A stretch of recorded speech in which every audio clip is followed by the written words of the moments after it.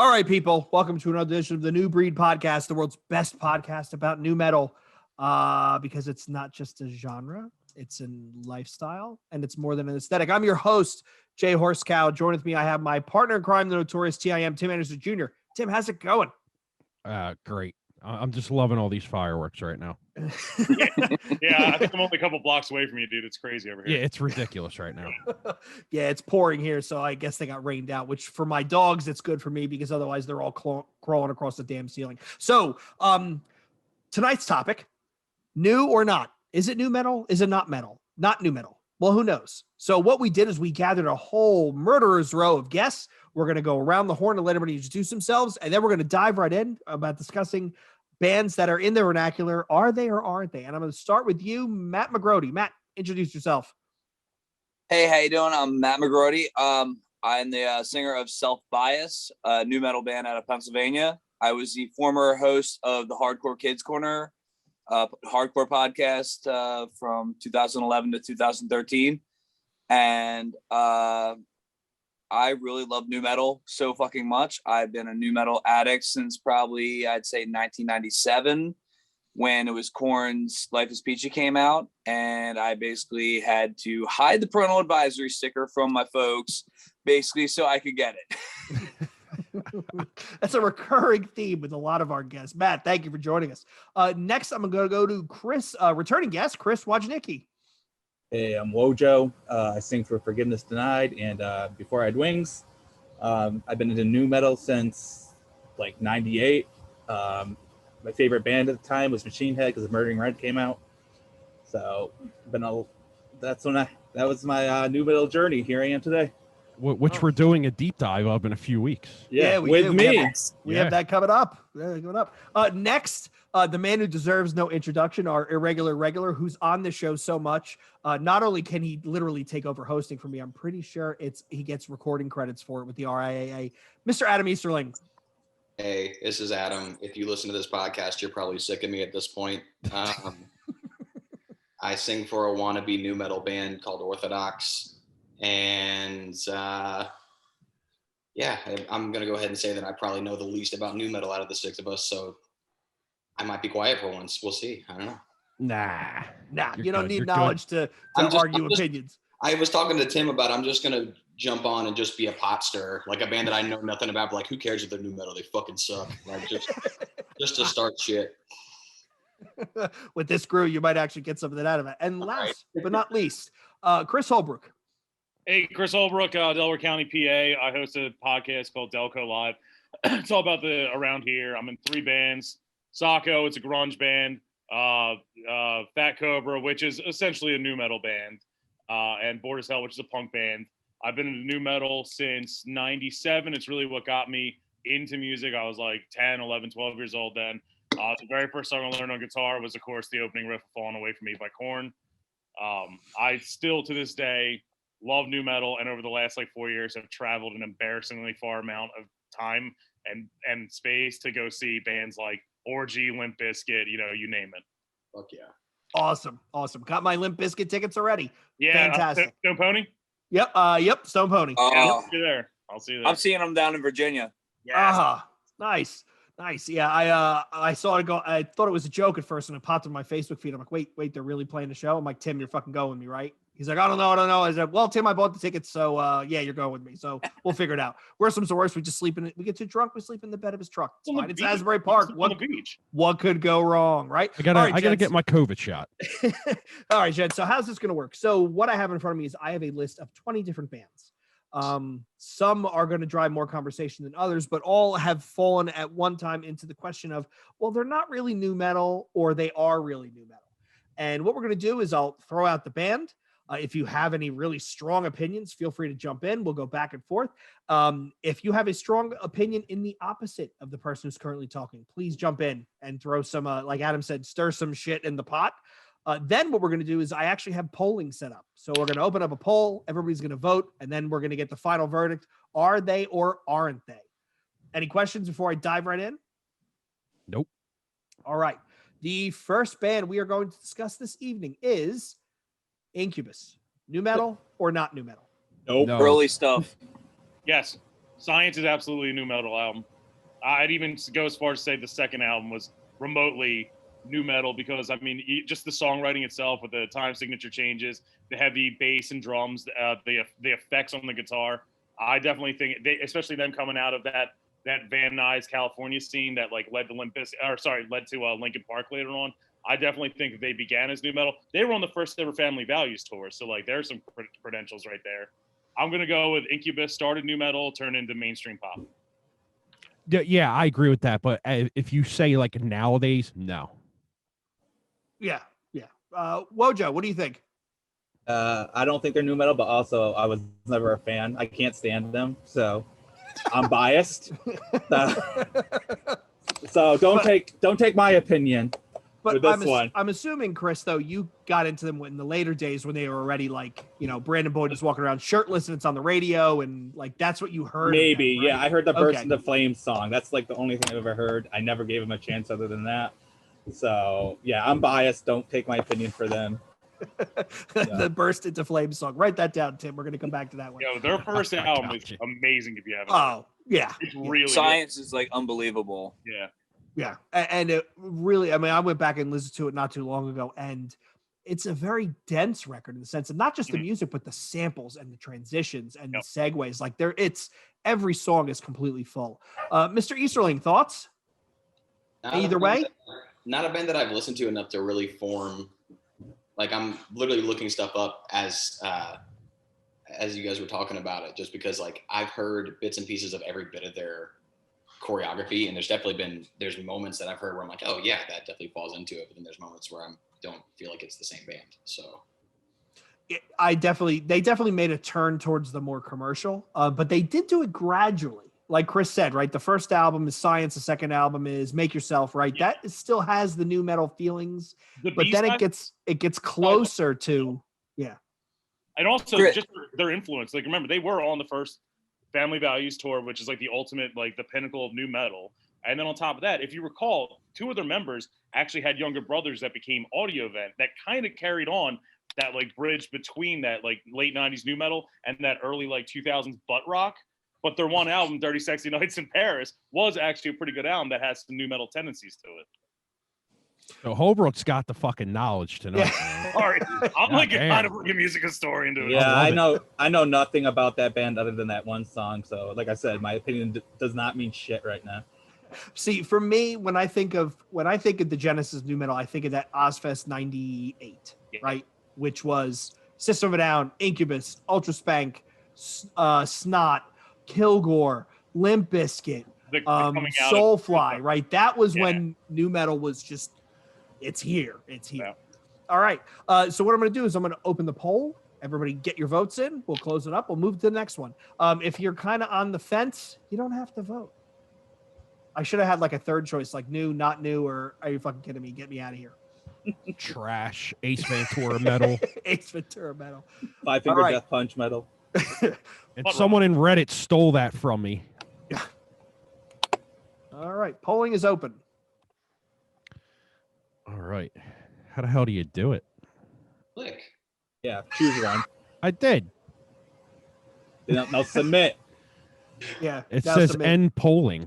Oh, you know what, Tim? Hold on.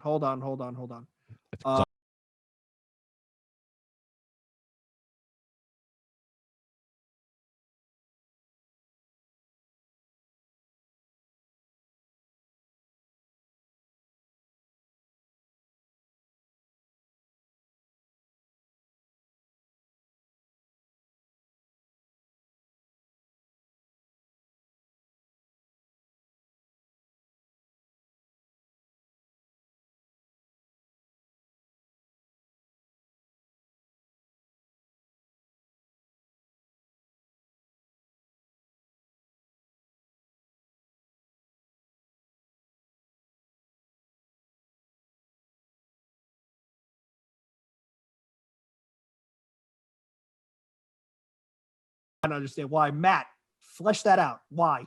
All right. So this is how I look at it. When Fear Factory started, they were industrial metal, but also groove, but also alternative metal. When 2001 hit with, we'll actually go back. 1999 with Obsolete, you have a little bit of stuff because they have the guy. I forget who it was an industrial DJ. Reese. It was a Reese Holbrook. Yeah. Reese. With the turntable scratching and like it had a whole storyline to freaking Obsolete, and then you get to Digimortal, and they were totally trying to like sell out with that. Like they were.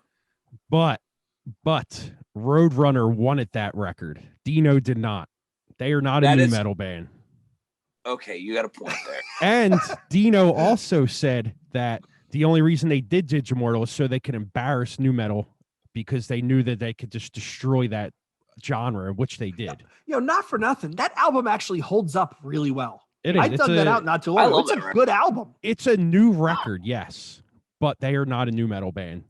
If I hear someone call Demanufacture a new metal record, I would not even fight close you right now. Not even close. No, not even close. I'm just gonna step in and say that I think at no point were they ever new metal. I think the only thing they have in common with new metal is they use 7-string guitars and all that. None of their albums even going up to Obsolete sounded anything like new metal. And then after that, when they came back, when they kicked Dino, when Dino left or whatever, and they put out Archetype, I think that's one of the heaviest albums of all time in metal history. So I don't think they're new metal at all. I agree. Archetype is one of their best records. Yeah. I always skip that one, but I thought Genexus was fantastic. And the new one, we'll talk about the new one later. Wojo, what are your thoughts? I only know the albums Obsolete and Digimortal, which I think are both really good. But other than that, like I wasn't into their earlier stuff because you're right, that was not new metal whatsoever. Digimortal, it's probably as new metal it's going to get with them. But yeah, for me, I can't say if they're new metal or not because they have so many different types of, things going on.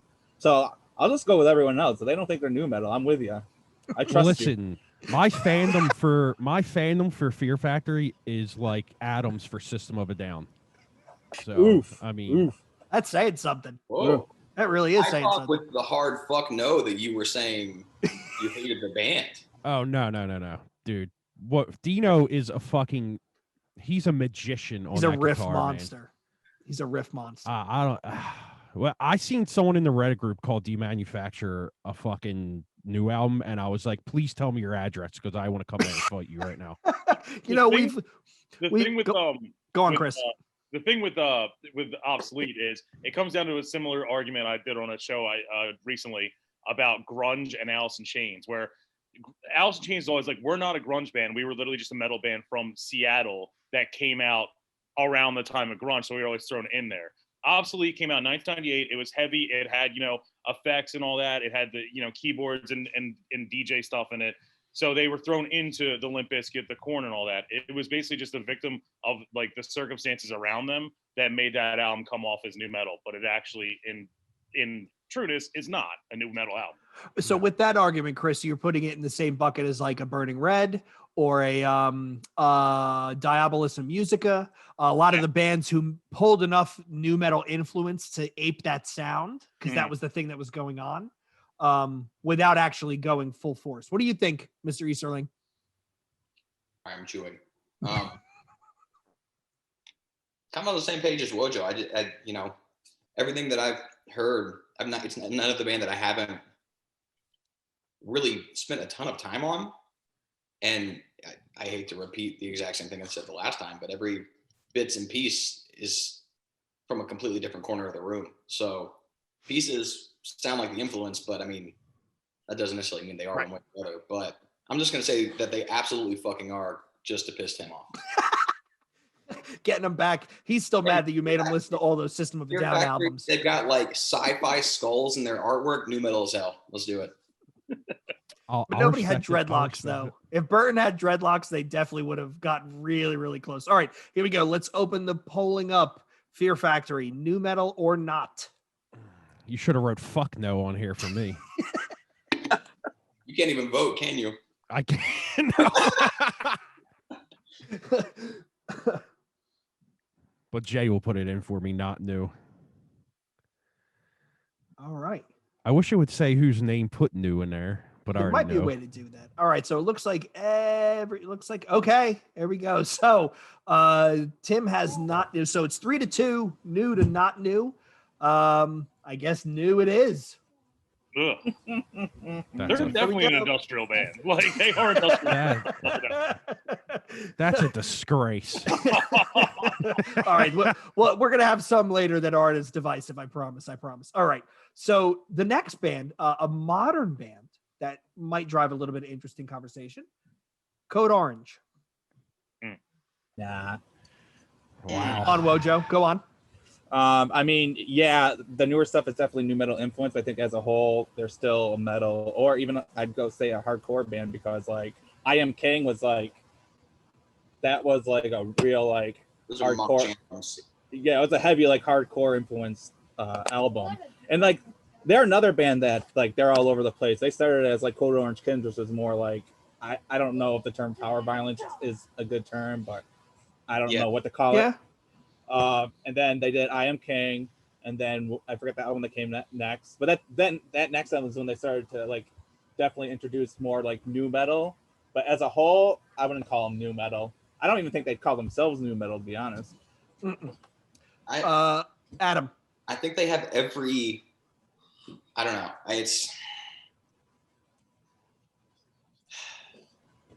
They are very much a metal band in terms of every look to them, even down to being on Roadrunner, the tours they do all points to new metal, but then musically it's almost just like, I don't even know what genre to this. There's definitely songs like Ugly and Bleeding the Blur and like the more straightforward kind of like verse chorus format songs where it's singing and such has a real like radio new metal feel to it. But I would say they're almost just like, I literally don't have the words for it. They're just like tech sample metal, which sounds like I'm like dissing them, but it's really not. Like they're literally, a good friend of mine is their drummer currently, and like the shit that he's having to pull off with that band is unbelievable. So I would almost say it's its own version of tech metal, because it doesn't do it in the traditional sense, but it's very much strange to follow. It's a good sign of a very unique band when you really kind of struggle trying to describe it in relation to everything else. That being said, if their next album was basically, I don't know, Ultra Spank Progress 2, nobody would be surprised. Everybody would just kind of go, okay, I kind of saw that coming, right? That's what's great about the position is they're in, is that no matter what they do, it's not going to be too far from where they're at, because there's so much going on. Chris Holbrook.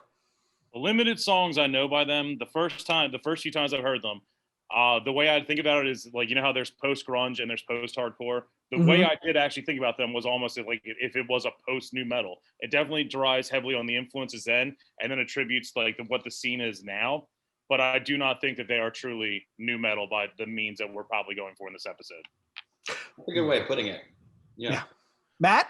I would say pretty much them starting off as I don't want to sound like I'm pigeonholing them, but they were a Death Wish core kind of band when they first started. Yes, and absolutely. Like definitely a lot of Death Wish worship. But then later, I wouldn't even say with Forever, there was still a little bit of that Death Wish worship, but then you see some of the hum and a little bit of the industrial coming out there. But I would say new metal tendencies, because remember they did a WWE theme recently for Bray Wyatt. They tried to do an unplugged MTV, which is actually fucking beast. It was not that bad. But do I consider them new? I mean, they're not. I mean, there's gonna be people who's gonna probably put them in the new, but I wouldn't. Tim? See, bands like this are hard because I think they're a new metal band now. I think that signing to Roadrunner and seeing how big of a band they became in the short amount of time they did, I mean, I think going that route is what they should do, and I honestly think that's what they want to do the whole time. But coming out of Pittsburgh, you kind of have to be hard as nails. You know what I mean? You can't come out of Pittsburgh and be a new metal band Because if they started out new metal, they're not on Roadrunner right now. I don't care what anyone says. No, they're constant. I think their constant sonic evolution is what actually got them where they are. Absolutely. But in their own defense, I quote this all the time. There was an interview with Jeremy Bolm from Touche Amore, where he was talking about hardcore bands that get big. And his remark, which I thought was kind of made sense, it was a little on the nose. He said, when hardcore bands get big, they reach an inflection point where they can go one of two ways. They lean into the new metal and they start playing arenas, or they lean into the hardcore and they have a life of just grinding it out, a la Sick of It All and Agnostic Front. Yeah. And when he said it that way, I was like, yeah, I can see where bands and they were talking in context of it might have been even like a Knocked Loose or something, where they said, they're getting huge by any definition of that word. So then do they lean into the new metal? I can't see them doing that. Those guys are record crate geeks. They're going to lean into the hardcore stuff. Like they could put out like, I don't know, fucking Tomb of the Mutilated 2 as the next Knocked Loose album. And everybody would just go, all right. Yeah. I've heard, I had someone on the podcast recently who knows them and basically said the new stuff is just straight up metal, but I see that band going in the new metal realm. I think eventually they're going to get signed to a thing like Roadrunner. They're just going to go straight new. I mean, they got the talent right there. Yeah, I can tell you we did a tour with them back in like 2015, and we've been pretty good friends since. And I think at one point, Isaac, their guitarist, it was either Isaac or Brian one, were talking to me about their philosophy is that every release is going to be the heaviest thing at that time. So they're like a Converge. Yeah, very different execution, but yes, literally like their goal is to be the heavy. Every release is the heaviest release of that era. That's like what their goal is to be. So their mindset, I don't particularly see them going new metal at all. I could see them sprinkling in more and more of that influence, but I think they're going to be too heavy for it. Dinner's done. All right. And we're to the polls. Code Orange, new or not new? Since I can't do it, I'm going to say yes now. I think they're the record coming out, whenever it does, it's going to be straight new. All right. So that means with a score of 3-2, Code Orange is not new metal. All right. Not new metal. Fair enough. All right. So the next band we have, I probably should conference in little Bobby, my one good buddy, so he can start screaming into the phone. Downset. New metal or not new metal? Matt, your eyebrows went up to the ceiling, so you get to go first. All right. Well, I mean, I always consider them like rapcore and like hardcore for the most point, but they had a beef with Rage Against the Machine, and like probably some of the like best new metal diss tracks I've ever heard. Fair enough. Chris Holbrook. I don't know shit about Downset. I'm not gonna lie. I'm looking them up now. I'm like, wait, do I remember them from back in the day? What was their big song? Empower, I think. Yeah. What the hell is that song? Together. On the first record? Anger. They don't sound Anger. that memorable. Yeah. That's going on the T-shirt. I don't even know who this band is. Band. They're from Los Angeles. That can give you some points. Hip hop, funk, hardcore, punk. Yeah, I don't know shit about them. Well, put your screen on mute and put on Anger. by the time the intro's done, the episode. Wait, I had to take a leak. I'll be back in like 2 minutes. My answer. Yeah, you're fine. 1989 out of LA. Probably not new metal. I don't know. Fair enough. Wojo. Yeah, I'm on the same page. I don't know much about them, but anytime I've heard the name, it was hardcore related. So I would probably say not new metal. Adam? Yeah, I'm in the same book of haven't hardly heard anything, but rap metal from LA is, especially that time frame, probably one of the few times you can have rap and metal together where it doesn't fall into new metal. So I'm going to say not new. Okay. That also just sounds like an ass beating, like super tough name, which isn't very new metal most of the time. I am going to be the one who's the outlier this time. I'm going to go with Matt and say they are new metal, and here's my logic, right? Yes, rap metal coming from LA. They hated Rage Against the Machine. You know, he talks shit to Zach De La Rocha about, you know, you didn't grow up in the hood. What the hell are you talking about with gang violence?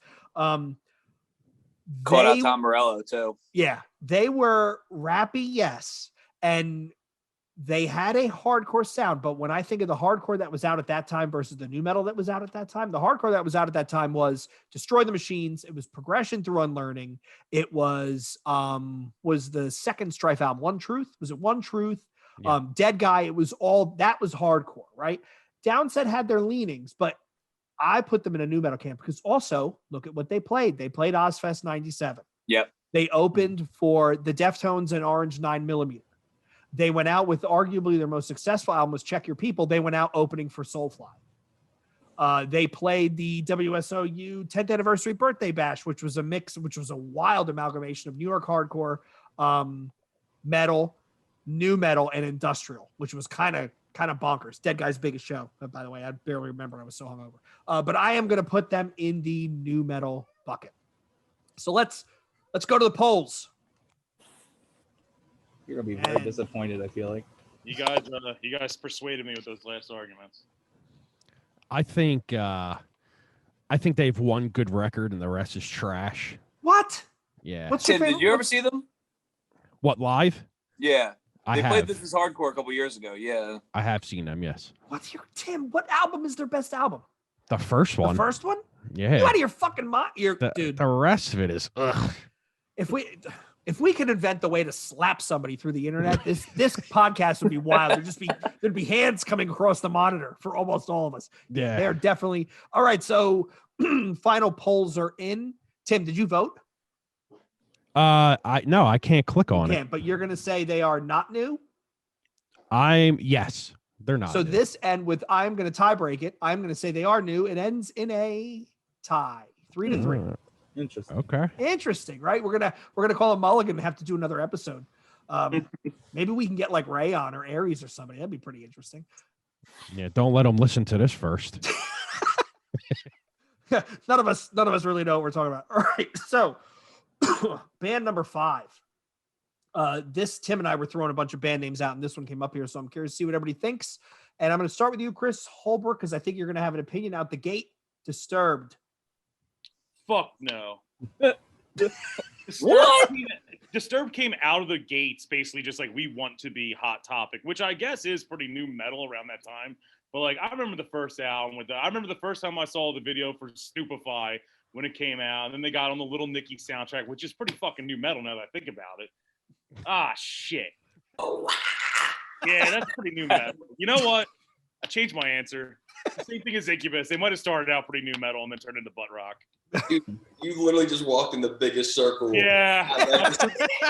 I'm glad I talked myself through this. Yeah, they also had Music as a Weapon, which was like their version of Family Values as well. Yeah, I changed my answer. They're pretty new metal. At least the beginning. I don't know what song it is, but there's some song where they come in, and I don't know what the singer's name is. Fucking David Draymond. David Dana Draymond. Carvey or whatever. Dickhead. Who gives a shit? Yeah, exactly. He literally comes. Howie Mandel. Yeah, that's what I was trying to think of. He literally comes in. And he's like, "We're disturbed. We're breaking plates." And like, the fuck? Okay. Wojo, thoughts? Yeah, that first album I would say was new metal, but I don't know. Like I stopped listening to them when Believe came out because it was horrible. So yeah, I'm kind of torn on that one. Like I can see people saying new metal, but I can see people saying not new metal. So when the polls come, I'll probably say not new metal because they suck nowadays. Okay. Even the one, even the actual track, not the radio one, for Down with the Sickness in the middle where he's talking about his mom beating him and all that shit. That reminds me back to Korn with Daddy, and it's just like, you know what? There's another new metal element to it. They're definitely. They built the fence of butt rock and new metal. Yeah. I will say, when I was in high school when they came out, I bought the CD. I bought Down with the Sickness, and I brought it to school. And no one heard of new metal then in my area. But when I brought that CD in and people listened to it, then they started like jocking the shit out of Disturbed, and it kind of ruined it for me. Language. There we go. We have censorship on the first time we've ever been censored on our episode. Fantastic. What was I love We it. can hear you. I don't Voices care. was a new metal song. Close the door. Cassidy can hear you too. They're I'm getting chewed out. sorry. Funny. On top of the book stand. So I'm gonna go to the polls. Disturb. Hold on Wait, a second. wait, Hold wait. on a second here. What did we miss? You're forgetting the co-host here. Oh, Tim. I'm sorry. Go on. I have to hold my tongue though. I don't want to get Chris in trouble. But No, you're good now. They're out of the room. I think- I'm wearing headphones. They can't hear Okay. you. They can only hear me. I think Draymond is one of the biggest tool bags in the entire music industry. Well, there goes that guest, people.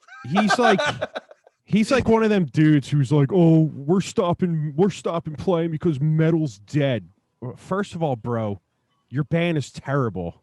So what are you talking about? Metal's dead. Like, I mean, like I guess that dude thought he was cool because he had like boomerangs coming out of his face and he thought he was cool.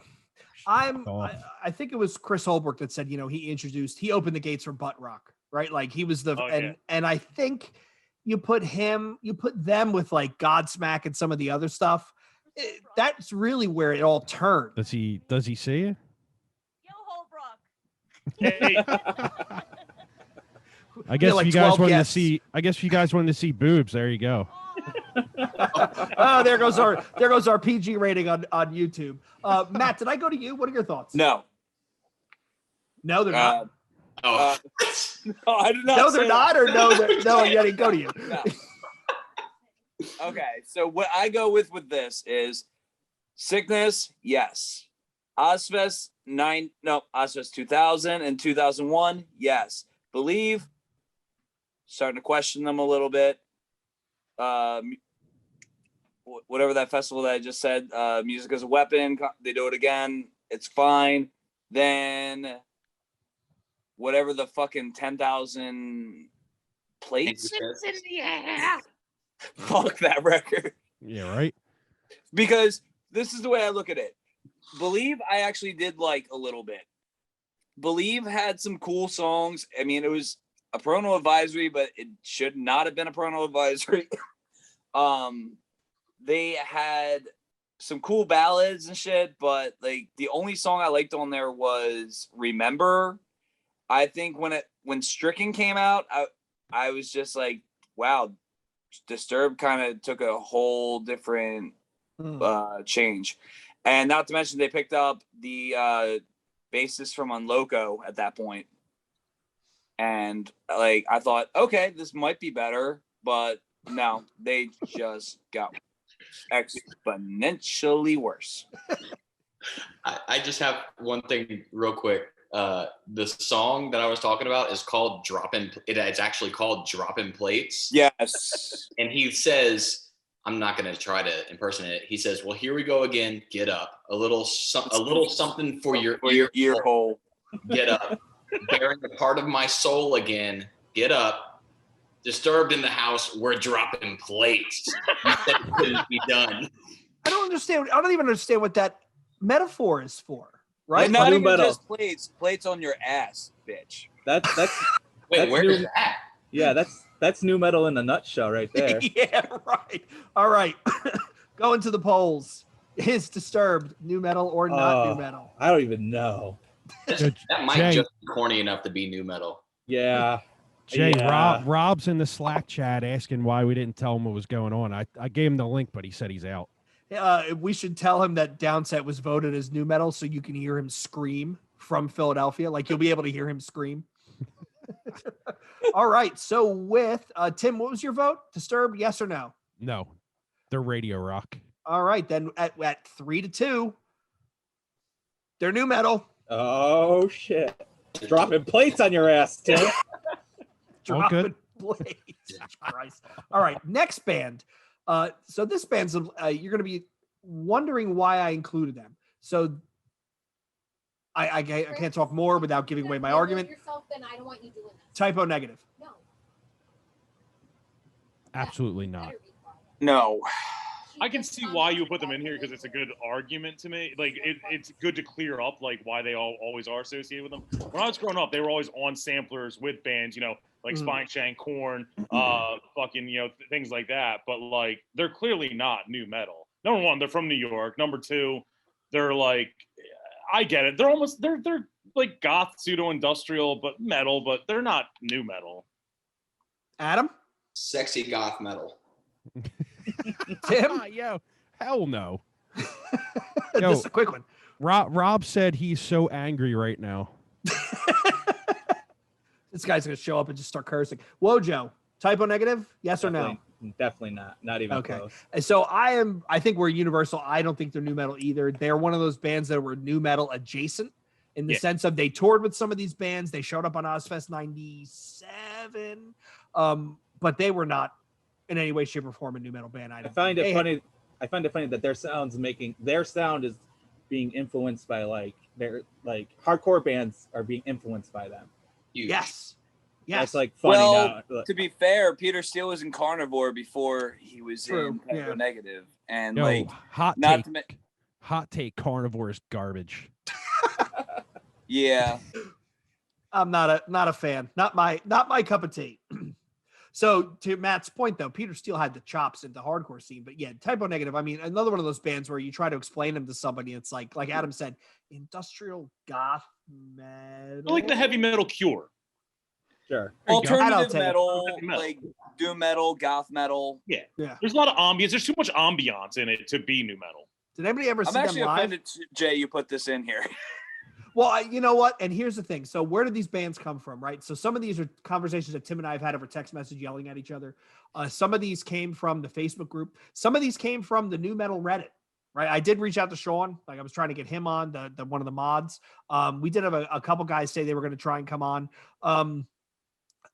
And that's a different conversation, but I think their demographic skews way younger. So maybe they don't have they look at it historically, where we look at it as in context of everything else that was going on at the time.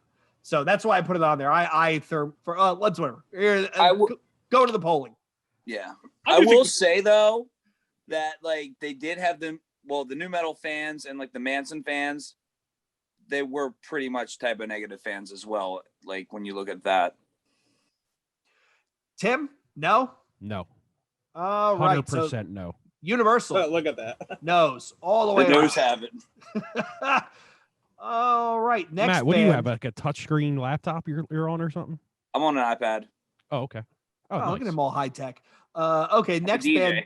This might have a quick conversation because I kind of think where I can know where everybody's going. New metal or not? Godsmack. Yeah. Same realm is. Wojo, aren't they from your backyard? Yeah, They're basically. from your backyard, right? My guitarist actually has a story about them, but I'm not gonna say in the air. But they're definitely not new metal. They were like my favorite band when I was 12 years old, and I feel really ashamed saying that. Actually, their first album was pretty good. I'm not gonna hate myself retroactively, but they were, like you were saying, new metal adjacent. They were metal in the time that new metal was on top. And they were like the kind of like the real rock band. I say that meaning in '98, compared to like Korn selling out the fucking, all the arenas and they were still playing whatever. I don't even know what I'm trying to say here. The short answer is no, they never were. And they definitely are not now. Adam. I fucking love the song Voodoo. Ooh. Yeah. Great song. Good great track. album. Fucking awesome. Not new metal at all, but that song, honestly, band gets a bad rap. Got some pretty great songs, but not new metal. Yeah, not the bad Kings musicians. of Get Away and Stay Away. Yeah, Kings of Soul Patches. Dude. Tribal tattoos. Tattoos. Yeah. I mean, it's in the logo. Logo. Matt, thoughts? I have so many complaints. I hate the band so fucking much. Do you really love Alice in Chains that much? You have to sound like Lane Staley. You have to name your band after an Alice in Chains song. You have to actually even use the symbol that Alice in Chains used. They were basically copycats for the most part.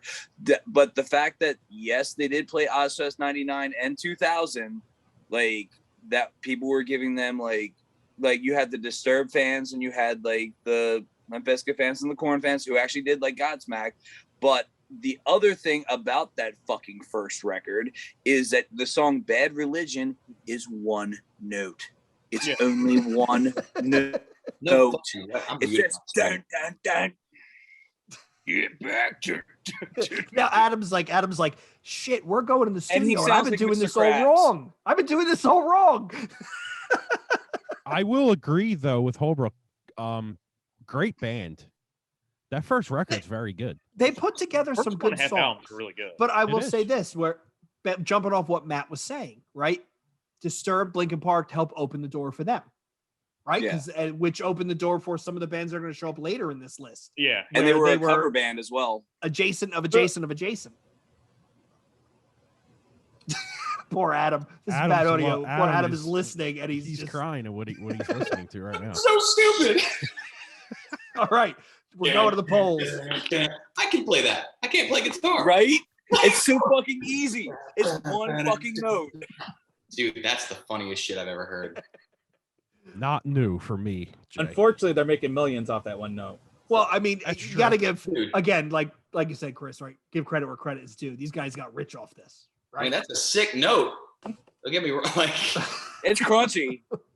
All Keep right, away and from me, man. Mr. another Krabs. unanimous one, not new metal. Another unanimous one. All right, next band. I have gotten into this conversation. I've gotten to this argument 5 or 6 times. I have opinions, but I'm gonna let everybody else go first. Pitch Shifter. I used to listen to them, but I can't remember what they sound like whatsoever. I know they had like a bunch of samples because actually on one of their CDs, they just had like a bunch of samples that they were allowing people to just take off the CD and use. But I do not remember what they sound like. The name is definitely new as all hell, but other than that, I don't really have an opinion. So you're in the not new category. I'll probably say not new. Yeah. Okay. I'm just gonna go. They're a new metal band. Yeah, I think they are.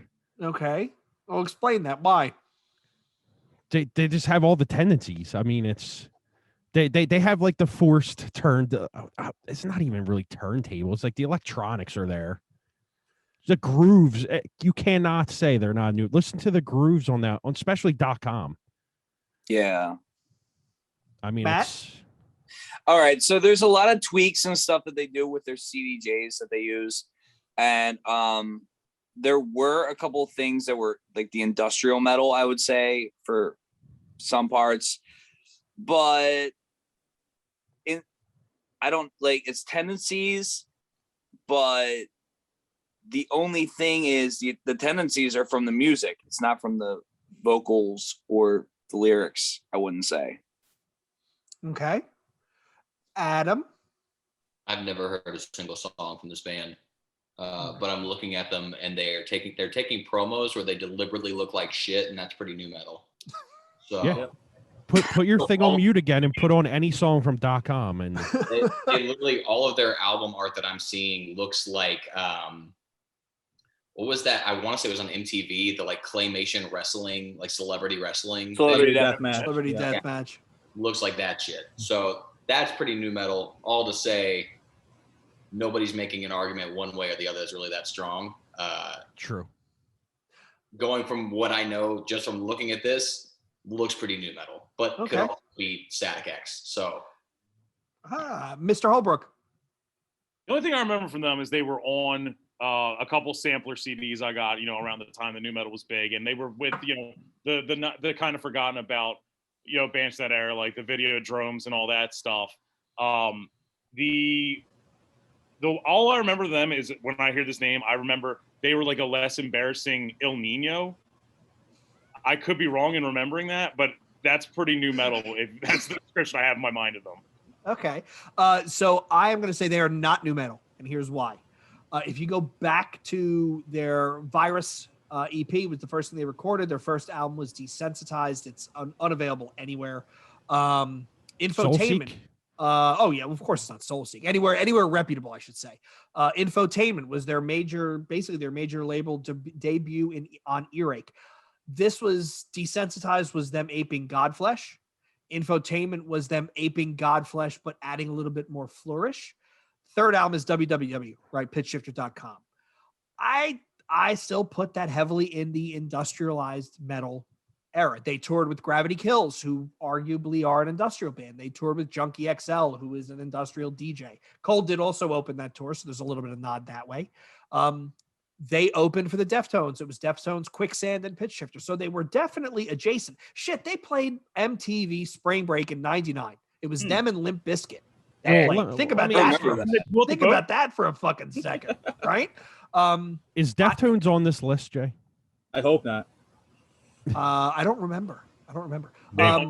They aren't. I think it's adjacent. They are. Ugh.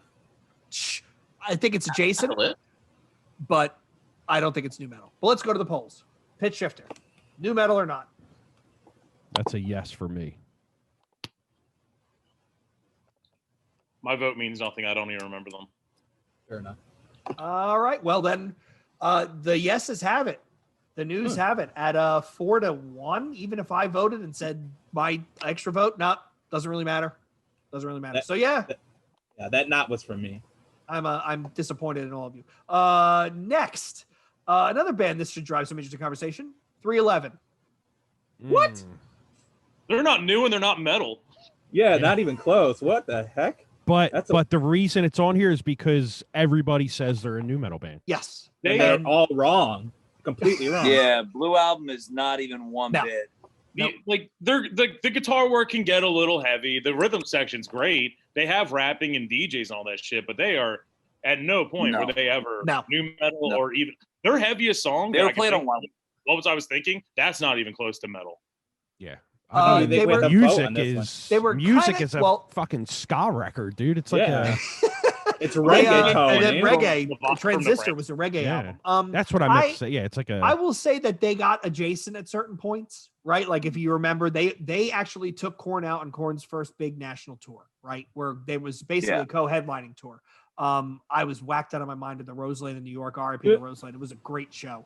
But I mean, maybe you could argue that Sound System, which was after Transistor, was definitely new, come original and that sort of stuff. But again, everybody was aping that sound because it was the sound that was on the radio. Exactly. It had elements, but like the elements were literally sprinkled in there throughout an entire album. It wasn't, and it was the barest of elements on that album. Agreed. 311's a band that you put on when you're blazed out of your mind, or you just threw a hit of acid down your throat, or. Well, that would make sense why I don't think they're new metal, because I'm straight edge as fuck. So yeah. So I mean, Matt. Yeah, I don't think they're new metal at all. Like, okay, so like, yes, you got Nick Hexum and S.A. Martinez who both rap and sing, but like, and S.A. also does like turntables, and then they use a 5-string bass and they use PRS guitars. But other than that, there's a lot of reggae, there's a lot of rap. That's tendencies, but I would not say at all that people. I've heard debates about the Blue Album for years that was a new metal record, and I'm just like, no, it's not. Like, I just don't see it at all. It came out at the same time, which, by the way, that Blue Album is an amazing album. There's not one bad song on that entire. No, it's spot on, like front to back. It's perfect. I would say, Tim, you said when you're blazed out of your mind, that is an album you put on when you're in a good mood and you want to just smile, right? 311 is a band you put on. Them and Andrew WK. If you put on Andrew WK and you're not smiling, there's something fucking wrong with you. There's something really wrong with you. Because he's always fucking madman. And they were always played on alternative radio stations. Like, okay, so like that's another thing. Like our alternative radio station growing up was Y100, and then the hardest one was YSP. YSP played most of the new metal and not even a lot of it till after dark. And then Y100 played almost everything that was grunge and alternative, and they played 311. So, like, you're right. All right, let's go to the polls. You had 103.9 as well. That's true. Yeah, they did play them on 103.9. Yeah. WDRE. 311 is not new. Definitively not new metal. All right. Surprise. All right. Next band, this should draw a little bit of conversation. Are they or aren't they? I'm going to start with you, Mr. Anderson. Rage Against the Machine. Fuck no. No. Wojo? Hell no. Yeah, I don't even think they're a good band. So, I mean, That's a hot take. definitely not new metal though.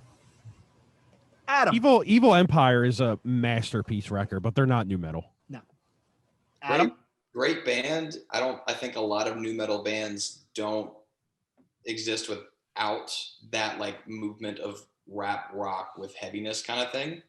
But I don't think that they're a new metal band by really any means. All right, Mr. Holbrook. They're not even adjacent. They're I'm gonna get some hate from I guess half this panel. They're like my favorite band. I'm literally seeing them 7 times next year. Okay. I think they predate new metal, the entire thing.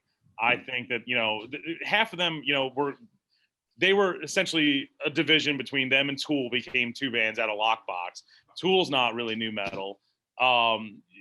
They're rap rock. They were closer to a Red Hot Chili Peppers or Faith No More back then. Yeah. I definitely do not think that they have any new metal tendencies except for the heavy use of guitar effects.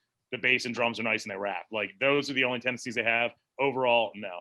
And Chris, keep me honest. That first album came out. Self-titled was 94. 92. Right? 92. 92. Yeah. So that predates Collection 92. Yeah, that predates all new metal. Yeah, that's no. And how many bands in new metal were screaming politics the whole time? Right, that's the other thing. Yeah. Probably not. Matt, let me tell you this. I will say they are not a new metal band, but he just did the Stephen A. Smith. But they were forefathers for new metal to begin because the alternative metal, the grunge, and the rap were all major influences towards new metal. So I'm definitely going with Holbrook on this. You couldn't have new metal without Faith No More, without Mr. Bungle, without Rage Against the Machine, without Helmet, without, I could go on and on, but even Ice Cube and Ice T, I say you have to have in there as well in body count. But no, I will never. I'd say they paved the way. That's right. They planted some of the seeds. Adding on to him, like literally, what's their most famous like moment of their songs before 98 was the guitar solo of Bulls on Parade, which is literally he tries to act like a DJ, which then ended up becoming a big part of metal. The guitar effects, the rhythm, and the rapping. They have all the elements, but they definitely are not new metal. Okay, let's go to the polls. Had a no for me. Another definitive defeat. They are not new metal. Stop trying to tell us Rage Against the Machine is new metal. They're not. That's another one that drives me nuts. It drives me bonkers. So the next one is going to be interesting because I'm going to argue this one. Is Orange 9mm new metal or not? No. Okay. Post-hardcore. Okay. That's all I got to say. They're not new metal. I said they played with a lot of new metal bands, like just like how you said earlier, how they played with Korn and 311. That was what you said, right? No, they played with Deftones and Downset. Deftones, yeah. I would say that's a very adjacent. Is that where you're leaning? Adjacent thing, yeah. But they did play Ozfest. I think they played Ozfest 1 year, right? I think that it was either Ozfest or Warp that they did. They did one of the major summer tours that summer. Yeah, but like I remember a lot about them, but it's been so long. I'd say they're more of a hardcore band, but at the same time, new metal is inspired by hardcore too, in many ways. Holbrook. No comment. I don't remember them at all. Wojo? See, they're another weird one. They're just like Downset, where every time I hear the name, it's brought up because of hardcore, not because of new metal. But I have recently heard a couple of their songs, and I can see how people might think they're new metal. They definitely have that sound. But like I said, since every time that name's brought up, it's like hardcore oriented. So I'm going to say not new metal. Okay. Adam. Do you guys think Quicksand's a new metal band? No. That's just it's Orange 9mm and Quicksand to me are the same kind of band. I haven't listened to this band all too much, but I mean, I know they put something out on Revelation, which is not That's a No. very hardcore label. Yeah, right. Yeah. So understandably, you can make a case that they're, again, like associated, adjacent, so on and so forth, but this is very much a hardcore band for me. Speaking of Revelation Records, the worst signing they ever had as for bands that do not fit that milieu was Curl Up and Die. Because Curl Up and Die was awesome. And they were on Revelation with like Chain of Strength and Judge and all these other bands where it's like, one of these things really isn't like that. So I will agree that Orange 9mm is a hardcore band. However, if you listen from Driver Not Included and go to Tragic, like Tragic was, they had one foot in that new metal world. They showed up on the Escape from LA soundtrack with Sugar Ray back when they were new metal with the Deftones.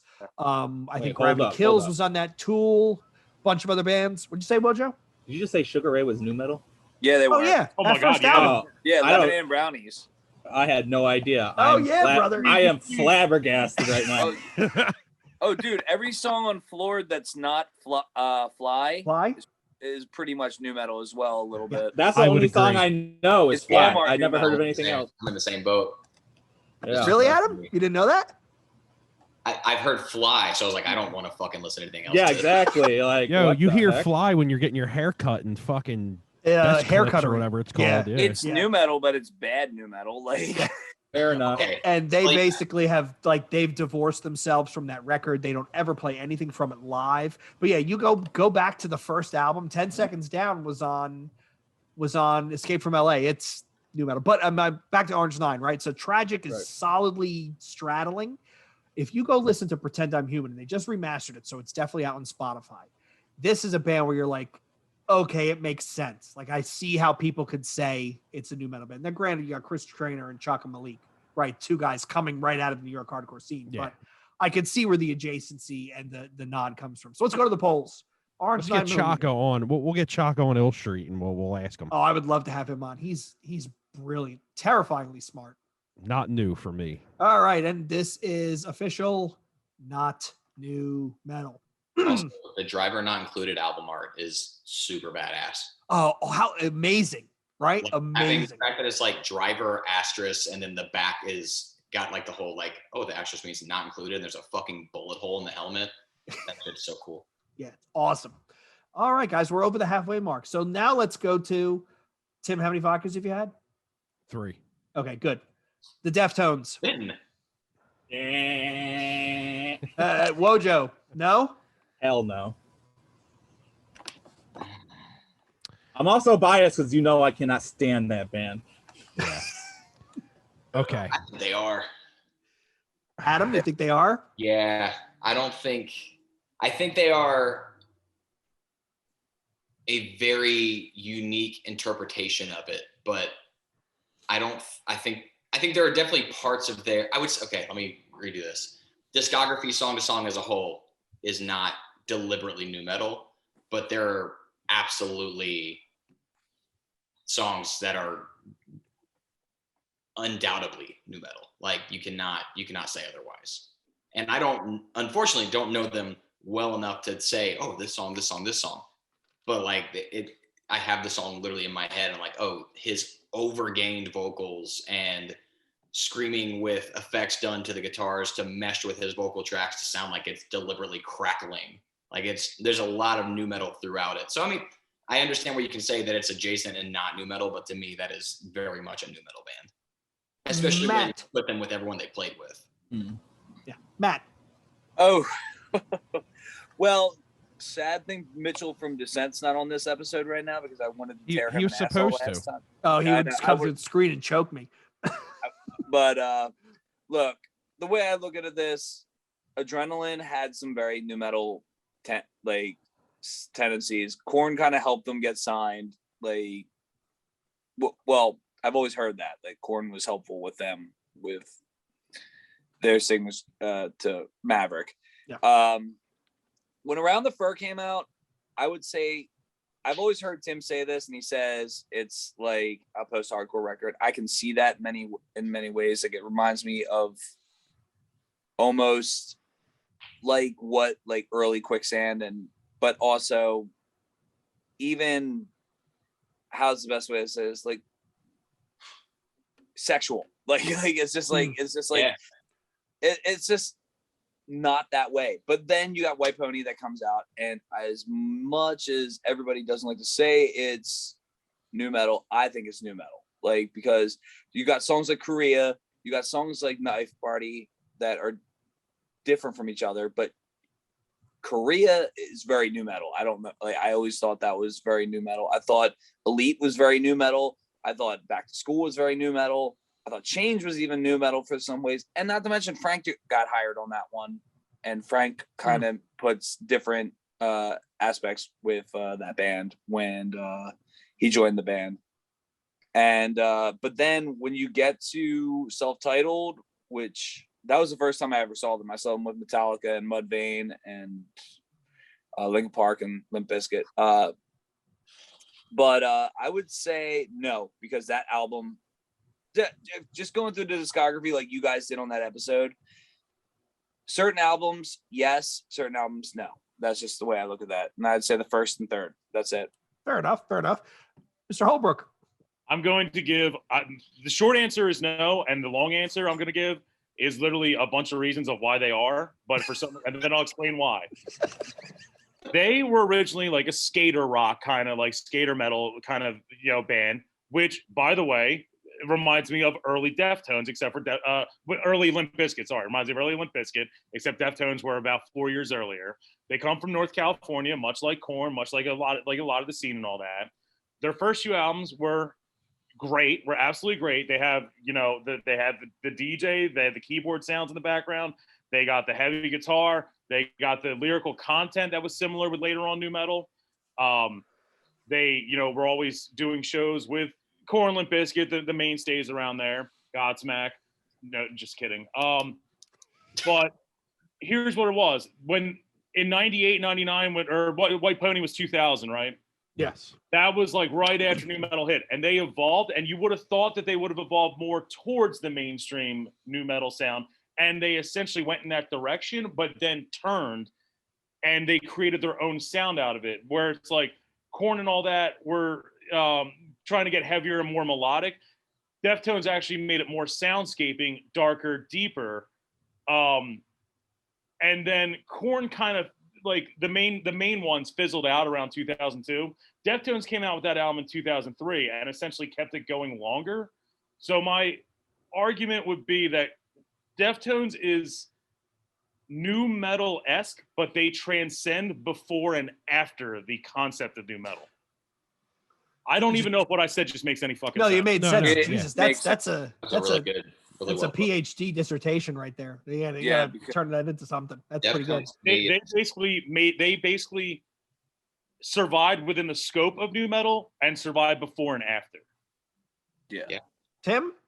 Adrenaline is a new metal record, but after that, they paved their own lane.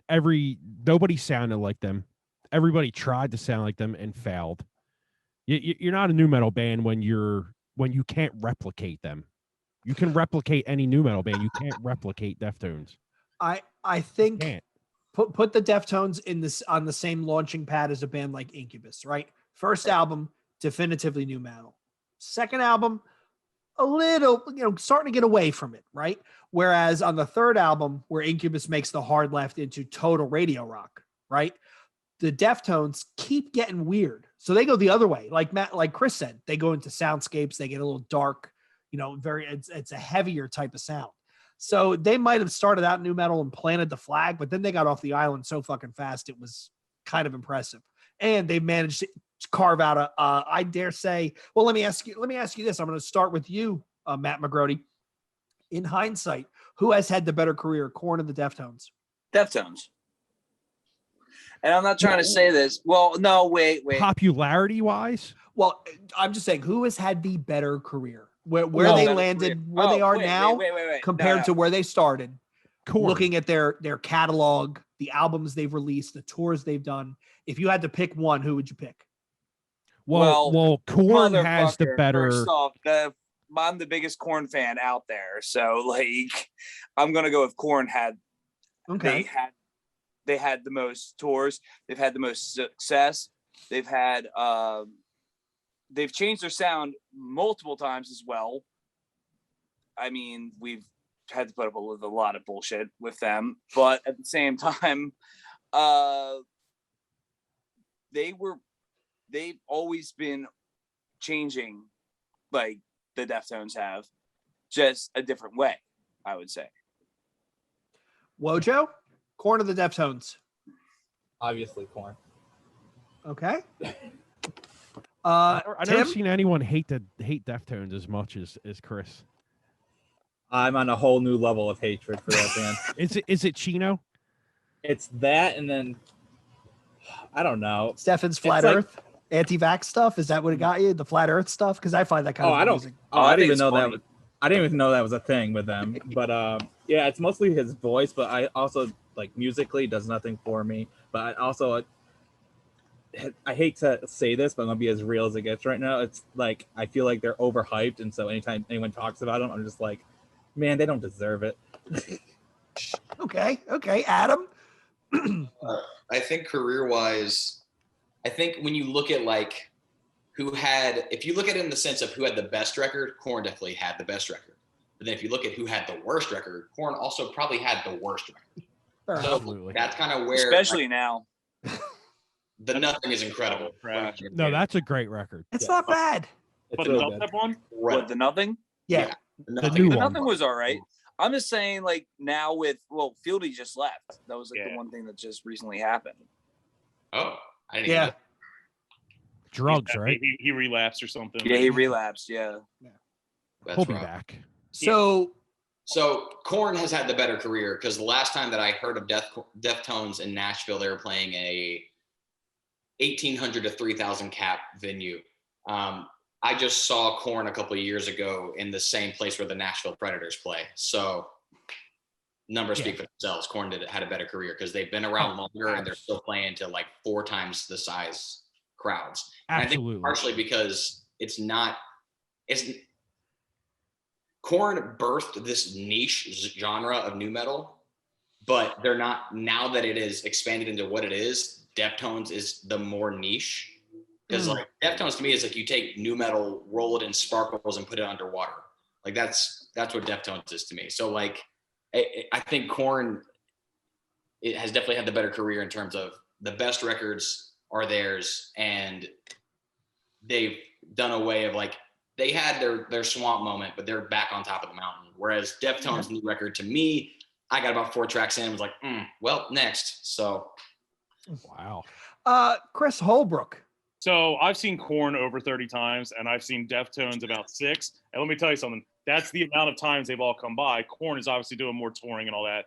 Deftones is few and far between. And that actually is a perfect metaphor for what I'm going to say with this. Korn has definitely had a more successful career when you're talking about popularity, when you're talking about money made. When you're talking about, I mean, they both have existed for the same amount of years. I believe both are 94. The thing with the Deftones is, even though they may not have made it to the level of Korn mainstream wise, the Deftones have a really die-hard fans. Like, you know, everyone remembers Change. They might have seen in the commercials, but when you know, like someone who's even a remote Deftones fan, they're fucking excited. If I said, hey, I got tickets to see Korn tonight, people be like half people be like, yeah, whatever. Like, yeah, I'm kind of a fan. If I said I got Deftones tickets tonight, the ones who are Deftones fans would be like, oh my God, what time does it start? Let's get there now.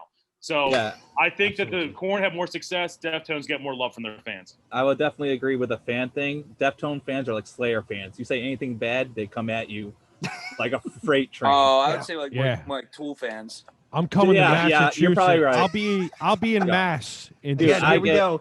Slapping people through the internet. I get so much smack talk from Slayer fans and Deftone fans, 1000%. would you Adam? not say that the Deftone fans, it's not even that they get more love, but they just have to defend themselves more? Yeah. Like you bond through hard experience, and if you're constantly having to defend something you love, then like you're going to be more passionate.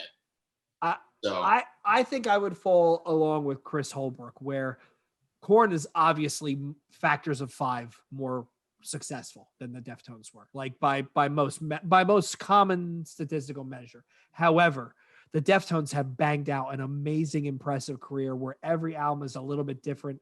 When you try to describe them, you end up saying, well, they sound like the Deftones. And You I can't think describe them. I kind of wonder, you know, in hindsight, what would have happened if they the drugs hadn't gotten so bad, and they hadn't had to take those like time where they kind of got a little squirrely. And what would have happened if Chi didn't get into the car accident? I think the Deftones are like that hardcore band where instead of making the turn into nu metal, they turn into their own sound, and they knowingly sacrifice, hey, we're never going to play arenas, but we're going to make the art that we want to make. And that's what makes them so impressive, is they consistently turn out albums that they would want to listen to, and they just, fuck everybody else. When Korn has a new album coming out, I listen to it. When the Deftones have a new album coming out, I'm excited for it. It's a good way. enough. All right. So the polls are open. The Deftones, new or not? I'm forgetting new. Arkman already. Yeah. All right, and the Knots have it with a score of 4-1. Deftones are definitively not Fuck me, I guess. nu metal. All right. Next band. This should be an interesting one. And I'm going to start with Love you guys. Chris Holbrook, Chevelle. No, they are the first wave of butt rock afterwards, and it's whatever the first album was with Send the Pain Below and the Red. I wish I could name it. It's a pretty cool name. We'll wonder's next. Yes. Great album. Took me way too long to appreciate. I hated it when it came out. Like in 2012, I just had this like renaissance. I'm like, you know what? Chevelle wasn't that bad. I think that they are that first wave after nu metal. It's it's the three-piece. It's the three brothers or half brothers or whatever. The tuning's there. The song type, the song contents are there. The lyrical content's there. I'm going to say not nu metal. I think they were the first breath of metal after nu metal. All right. Tim? I agree 100% with Holbrook. They're just another Breaking Benjamin to me. I was just thinking the same band. Yeah. That's exactly. And I will, dude, the new Chevelle record is goddamn incredible. Really? They write great songs, man. Breaking Benjamin was one of the candidates to be on the show, and I didn't end up picking them, but I would probably make the same argument. They're in the same realm of Seether, bands like that. Puddle of Mud. I mean, Trap. Trap. Yeah. You have Trapped. that whole 2005 radio scene. Yeah. MMR, only the people from PA will know this, or Jersey, but you had the whole MMRBQ scene. Yep. Where it's all them bands and stuff. And I'm sure Nashville has that kind of stuff as well, where it's just bands that are popular on the radio. They get a fest.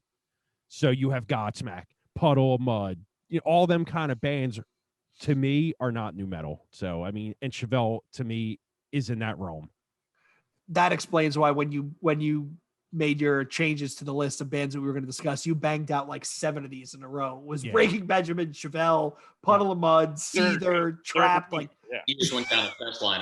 Because they're all bands that get considered nu metal, which I think are not. So I think they get considered nu metal just because it is radio. It's friendly. like you take the chorus and the vocal melody of what is popular rock. Yeah. And then you make the music weird. And that's nu metal to normies. Yeah, absolutely. What year was that first album? Was that 2003? I believe. And that was the same time as what, Meteora? Right? Yeah, it was around then. Yeah. Right. So Meteora's on the radio. They're an ex-nu metal band, right? And the thing with it is like, if you're just a mediocre fan, if you're just one of those like chicks who say like, oh, I listen to hard rock, but you really only listen to the radio. If you're talking 2001 to 2002 to 2003, you're going to be saying like, hard rock to me means Korn. Then all of a sudden, hard rock to me means System of a Down. Then all of a sudden, hard rock to me means Linkin Park. Then hard rock to me means Chevelle, because that's what the radio's playing in your ears, and you think that that's hard rock. So I think people link Korn to them, or like the mainstream nu metal to them, because it really only happened in like an 18 to 24 month span. Matt McGroarty. All right, the way I look at this, they're butt rock, like 100% butt rock. They're the pioneers of butt rock. Yes. They were the first ones, I think. The alpha butt rock. Okay. The thing is, they did play Ozfest 03, from what I remember, but they definitely were taking off of what I call this going to Tool Town, because you're just basically trying to emulate Maynard's vocals. And for the like them and like Breaking Benjamin, like, which I love both bands perfectly. Like they're okay bands, but like I won't say they're new. I just can't go with that. Like, there's just no way I can see them as new metal at all. Wojo. Great band, not new. Tim? Not new. By the way, I got to give Matt a shout out that Going to Tooltown has officially made my list of some of the best descriptors of music. It's up there with Adam's, Chad's, and Tanner's. And I had someone the other day on Facebook describe tough guy hardcore as a little too chin strappy. And I burst out laughing because everybody can picture tough guy hardcore, right? The mosh shorts, the That's oversized T-shirt. That's me. Right? That's basically my wardrobe. And the chin strap beard, right? Straight edge hoodie. Yep. It is a straight edge hoodie, yeah. There's a diamond cut straight edge hoodie. It sure is. Holy shit. Okay, sorry. I just saw that and then I just realized I said straight and I was like, oh wow. Yeah. It's ancient. I'm ancient. So. I love it. All right, polls are up. Chevelle, new, not new. Not new. I'll be right back. I'm gonna grab another beverage. All right. All right, and with that being said, Yeah. the Knots have it. 100%. They are definitively not new metal. All right, we'll vamp a bit before we lead into Adam here. So we've only got 6 bands left. Who haven't we talked about? You're surprised we haven't talked about? I got one. POD? ahead. POD's a good one. I got Power Man 5000. I feel should have been on this list. Okay. PM5K? I would say 7 Dust. Yeah. Okay. That's a good one. I'm waiting for System of a Down to pop up. Was just gonna say it. I was waiting for Flaw and Cold to show up. I literally have Flawed written as my number one thing. And why were we not talking about that? They're from Kentucky or some shit, right? So what we'll do, we've got 6 left. So when we get to the last ones, we'll do a lightning round where I'll name a band. I'll grab one person. You got to tell me yes or no. Okay. All right. So next band I got here is Lostprophets. So here's why I included them, right? You remember this is early aughts, right? I think Shinobi versus Dragon Ninja is 2002. They have a turntable guy. They had 2 singers at one point. They had a music video with skateboarders. Mhm. It was just about as new metal as you can get before he decided he wanted to diddle children and things. Yeah, he's a weird, but scumbag. yeah. Yeah, he is. Can't believe he's not dead yet. I know. There's, He only got like 7 years because that's all they can give in England for that, apparently. Which is terrible, right? Here they would have Wow. just shot him.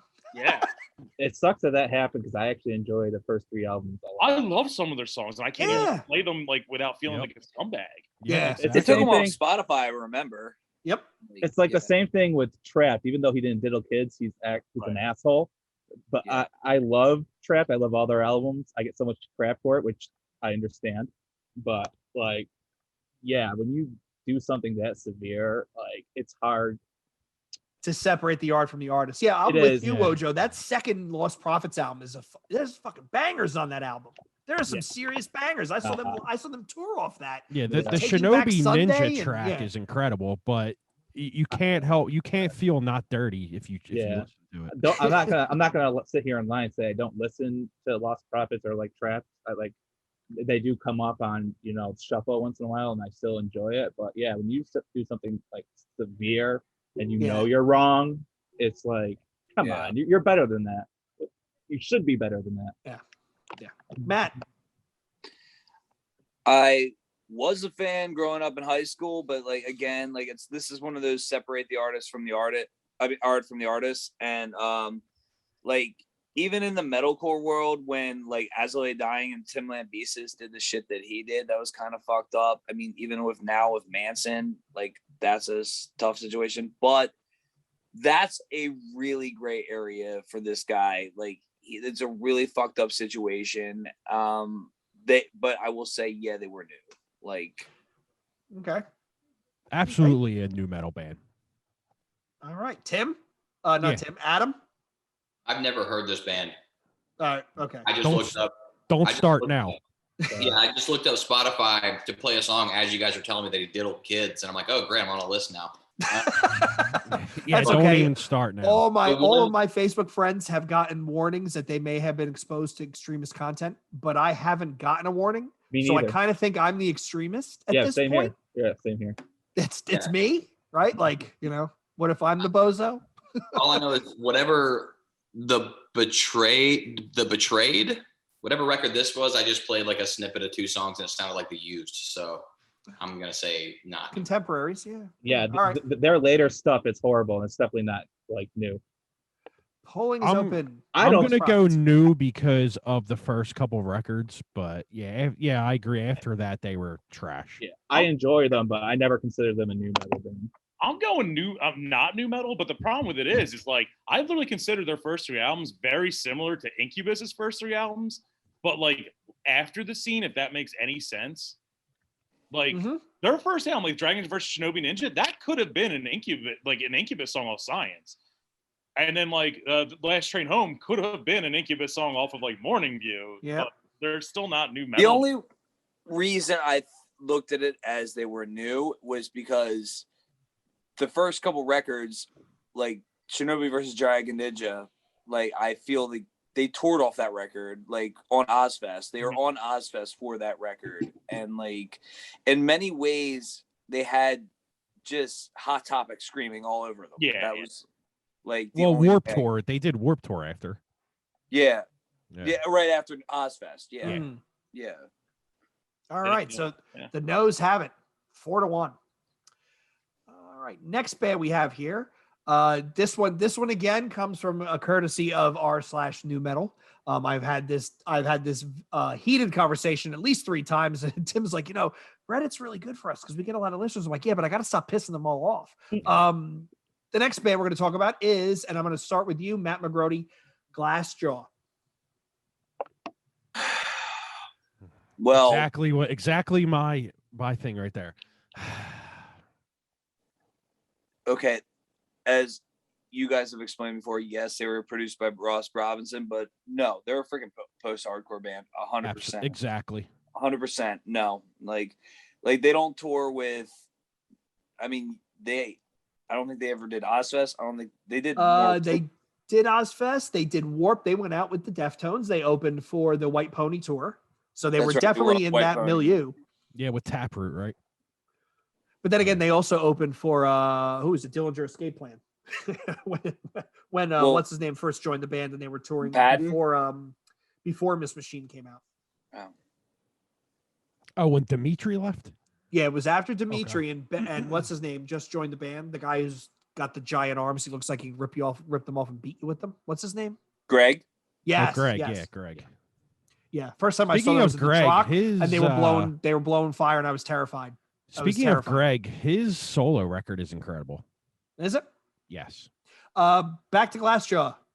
Matt says no. Adam. I'm on the same exact page as Matt. They're like an experimental post-hardcore band for me. Yeah. Okay. Wojo. Yeah, same thing. The only time I ever hear the name come up is when it's like hardcore oriented, never new metal. All right, Chris Holbrook. I think they're the marquee of post-hardcore, and while sometimes they can transcend, be on different tours, sound like different things, it never really was enough into the new metal direction or consistent enough in the new metal direction for me to consider them new metal. Tim? They're not new metal. They're post-hardcore. See, I always consider them screamo more than post-hardcore. I was gonna say that, but I felt like someone's gonna yell at me. They created that genre. Stop! I was gonna say screamo too, but I knew someone was gonna yell at me if I did. So I did. See that this gets me mad because people do not know what screamo really is. It's not fucking Atreyu. It's not The Used. Screamo is bands like Rain and fucking My Fictions. And Apparatus. No, no. No textbook traders. That's screamo. Don't worry, Stop everyone. the nonsense. Tim's just a screamo elitist. I am. I am a screamo elitist. It's not that Trey. Just because they scream in the verse and sing in the chorus does not make it screamo. So Atreyu isn't screamo, Tim? No, they're just terrible. I'm just trying to make you mad. You guys know that internet meme where it says, "Mom, I want X," and the mom says, "No, we have X at home," and then the picture is like a horrible derivative. Yeah. I saw a post that said, "Mom, I want Glassjaw." And the mom says, "No, we have Glassjaw at home." And then it said Glassjaw at home, and it was a picture of the band Finch. And I love the band Finch. What Is to Burn is a perfect album. It's a masterpiece record, but it's not screamo. it's basically the wish.com version of Glassjaw. Okay, so opening up the polling, Glassjaw, new metal or not?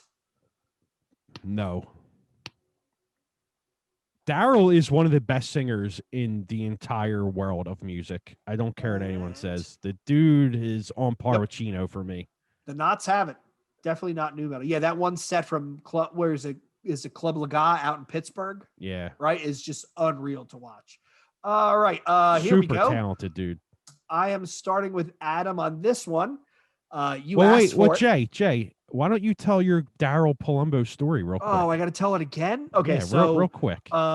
This is, I just graduated college. This makes me fucking old. This is 99. I'm downloading the first 2 tracks off of Everything You Ever Wanted to Know About Silence via like AOL dial-up in my like post frat house. 56K. Yep. I literally went and saw Glassjaw open for Kitty at the Birch Hill in New Jersey. Kitty. And I still swear I got Holbrook. Do you have tickets for the Glassjaw show next March? No. Anybody? Any of you? I'm probably going to go with you. Good. So I go to see Glassjaw. They were fucking great. I go up to the merch table and Daryl's behind the merch table with the merch guy. And I say, yo, I really like your band. You guys did an awesome set. It was cool. I want to buy a t-shirt. The dude pulls out his fucking dick and does the dong copter. Like behind the merch table. Like dead, like smiling and laughing the whole time. He dong coptered me. And all I want was a t-shirt and extra large. What year was this? 2000. Mother's Day 2000. Back when you could get away with that stuff. Man. I was gonna say, Adam, this might be a merch sale tactic. If you guys really get desperate, if the what did you say? You bought shorts once and shorts weren't selling. I don't know. Maybe you got to resort to that. But yeah, it was definitely. And my buddy Rob, if he had joined on the show, he would concur. He was standing there right next to me because after that, he turns to me and he goes, "Dude, what the fuck just happened?" I'm like, that was probably when he was indulging. Oh, he was out of his mind. Did you get a t-shirt? Yeah, I got a t-shirt. But then here's the crappy thing. My ex-girlfriend at the time, my girlfriend and I break up and she kept it. That was like one of the few things she kept in my relationship was my Glassjaw t-shirt. I'm like, fucking really? I love that you had a dude whip his dick out at you and you're like, after that was done, you're like, but here's the crappy thing. Yeah. Like, Jay's about to me too this guy. Yeah, he's Don Copter and I'm going, yo, can I get that in an extra large? All right. So I'm gonna start with you, Adam Easterling, because you asked. So here it is on the list. System of a Down. Okay. So this is my all-time favorite band. All right, so I guess we'll have till 11:40 till he gets done. Yeah. And that's central. So I have one question in 27 parts. Yeah. System of a Down is the ultimate by association new metal band because musically they don't even identify as it. They came up in the exact same scene as all the big ones. I mean, Korn specifically. The reason that I consider them new metal, and it's really only Self-Titled and Toxicity that are heavy on that, is because a lot of what makes new metal is simply the odd groove structure as well as the fact that vocally you're uncomfortable.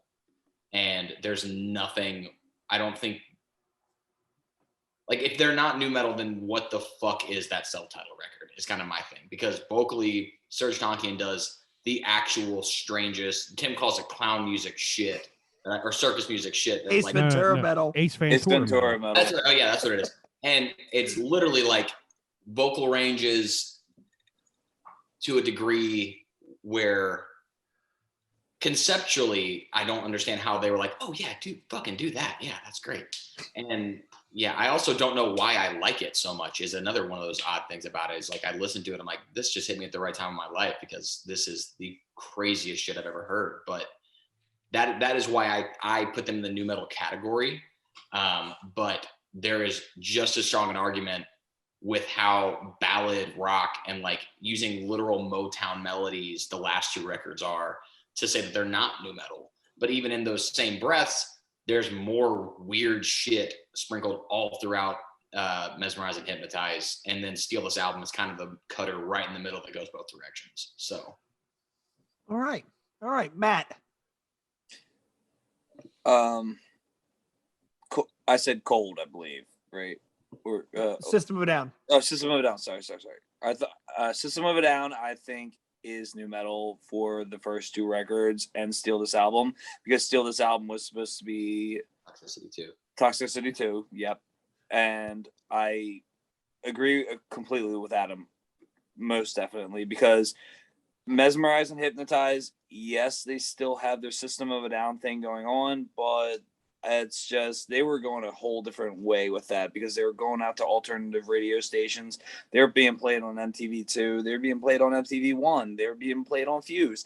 They were not doing Ozfest, even though like their hiatus basically was caused by Ozfest 2006. But they are a new metal band. Like, yes. Okay. Wojo. I'm not a fan of the band, but they're obviously a new metal band. 1000%. Okay. Chris Holbrook. I had to make it literally a pros and cons list because I didn't know the answer to this. I'm saying reasons why. Yeah, the time they came out, who they played with, the credentials they got, California, all that. The things I'm docking them for is some of their songs are pretty fast, and that's not a common thing in nu metal.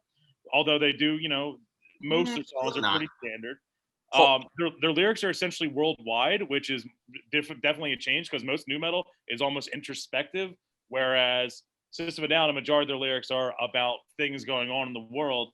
I dock them points because they basically became too much of themselves, and I'll really give them credit because they put out Chop Suey. Chop Suey is a heavy song in Drop C with craziness going on, blast beats, yelling and all this stuff. And I'm seeing people, 3 years after they were cheering for Britney Spears, out there singing the chorus to Chop Suey. I'm going to say that, no, they're not new metal because they're themselves. Okay. Tim. Yeah, I agree with that. I think, obviously people listen to this, they know I'm not a fan of that band, but I have admitted they're super talented. They're a very talented band, and I think they definitely paved their own lane. They're like a Deftones to me. Like, I've never really heard anyone that sounds like that band at all. Yeah. And I don't think anyone ever will sound like that band. And that's where I give them props for. You know what I mean? Like, and I've said it, listening to the records, there's good tracks. I just can't get past some of the vocal parts. And that right there is what puts them in their own lane as well.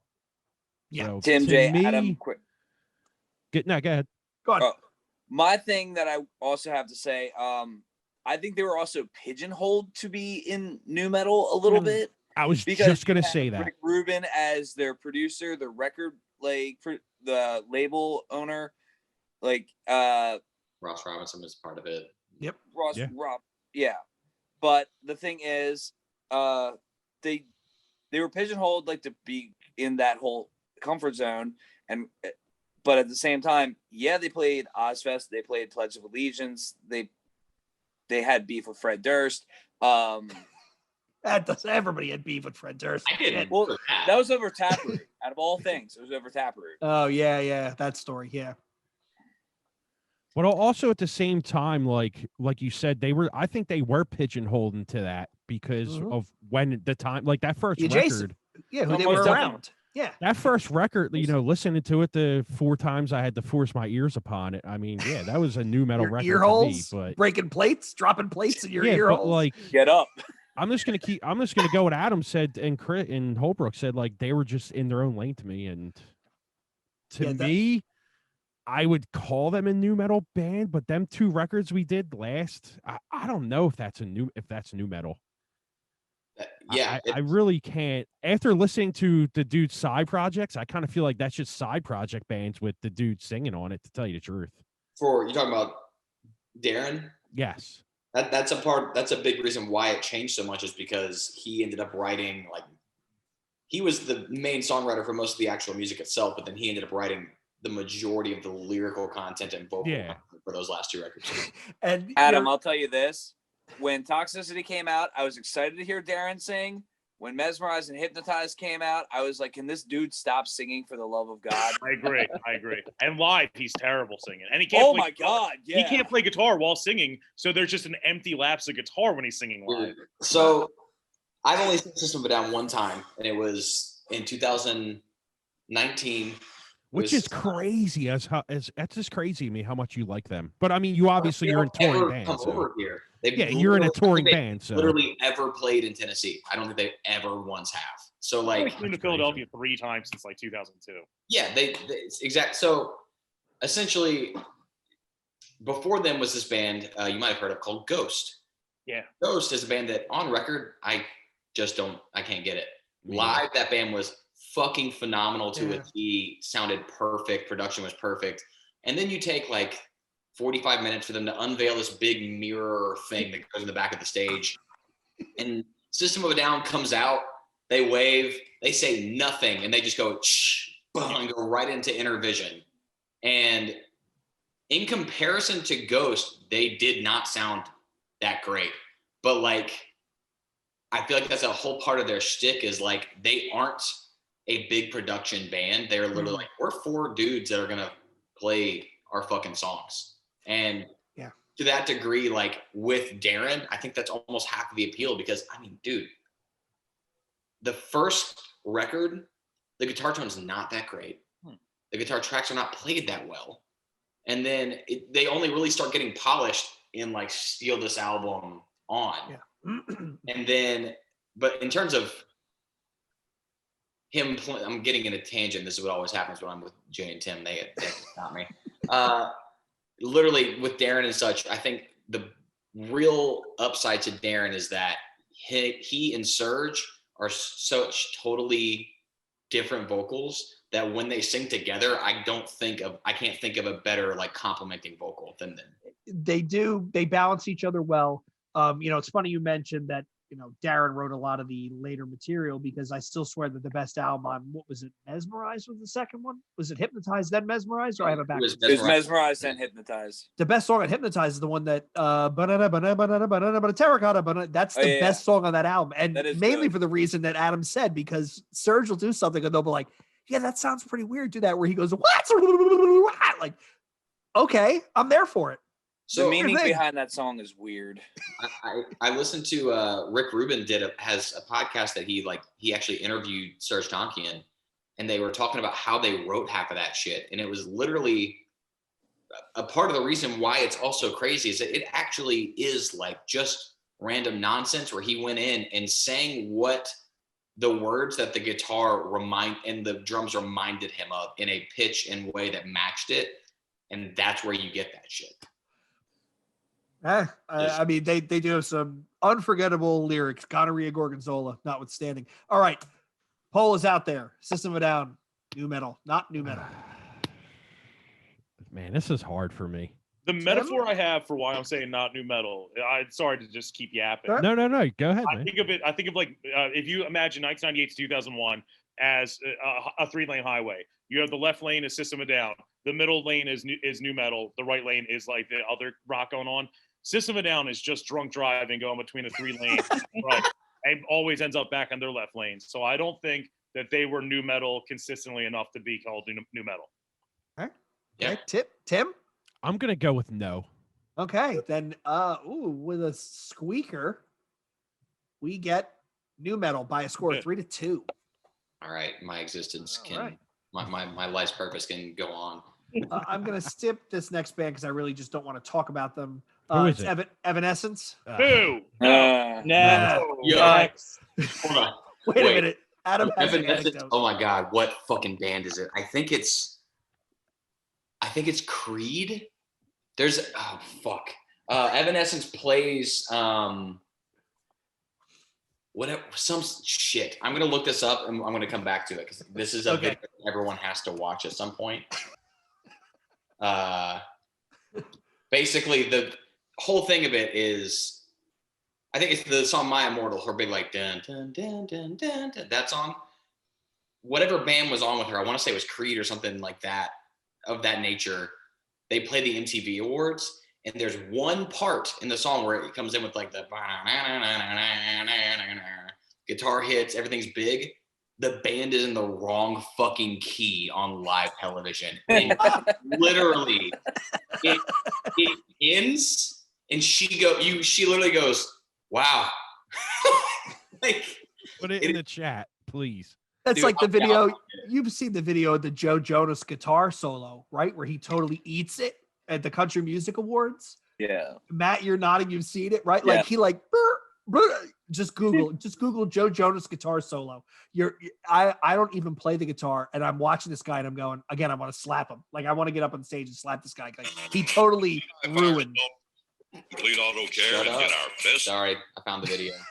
All right, so while Adam's pulling that up, next band on the list, The Urge. I don't even know who that is. The Urge to me is like 311. They're a little heavier, but they have the same exact signature sound, I think. Okay. You got the horns going on, all that stuff. To me, they're not a new metal band, but they're an incredible band. Matt. And I think people that haven't heard them should really go listen to them after this. That first album, probably, Gift of Flavor, is great. You would probably be very, very happy with that band. Yeah, they opened the Snowcore tour when it came to Philly. It was The Urge, Mr. Bungle, System of a Down, and Incubus. Yes. I And remember they opened that for Korn. lineup now that you mentioned that. Like, Yeah, and they opened for Korn too. Yeah, that Chris Holbrook, familiar at all? No? Pass. Wojo. Pass? Yeah, I know nothing about this band. Yeah, go back and listen to that band. They're good. You said they were like 311, so I'm gonna pass completely. Well, not that they don't really sound like 311, but they're in the same kind of realm, I think. They're a more aggressive. Take Puya, right? Take Puya, strip away Puerto Rico, add a little bit more aggression, and you have The Urge. So I guess I'm gonna say not new metal then.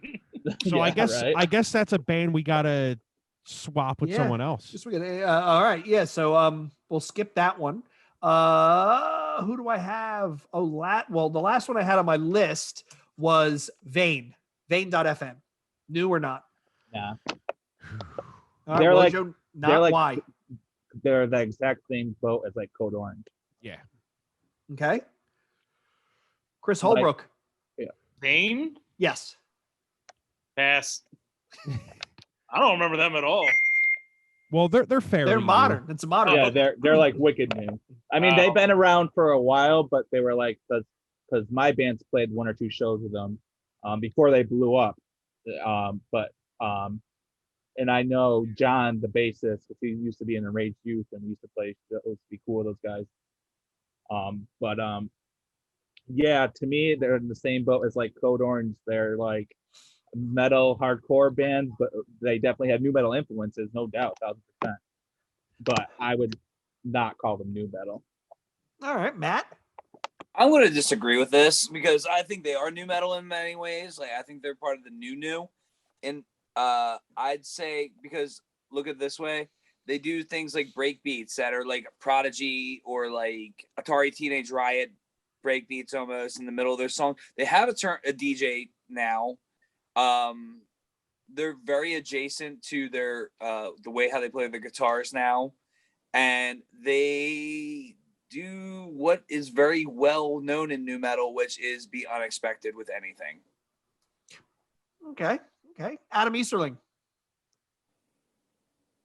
It is hard to put them in one place. I don't necessarily consider them new metal as much as I don't like using the term experimental hardcore because it sounds lame, but it sounds pretentious, but yeah.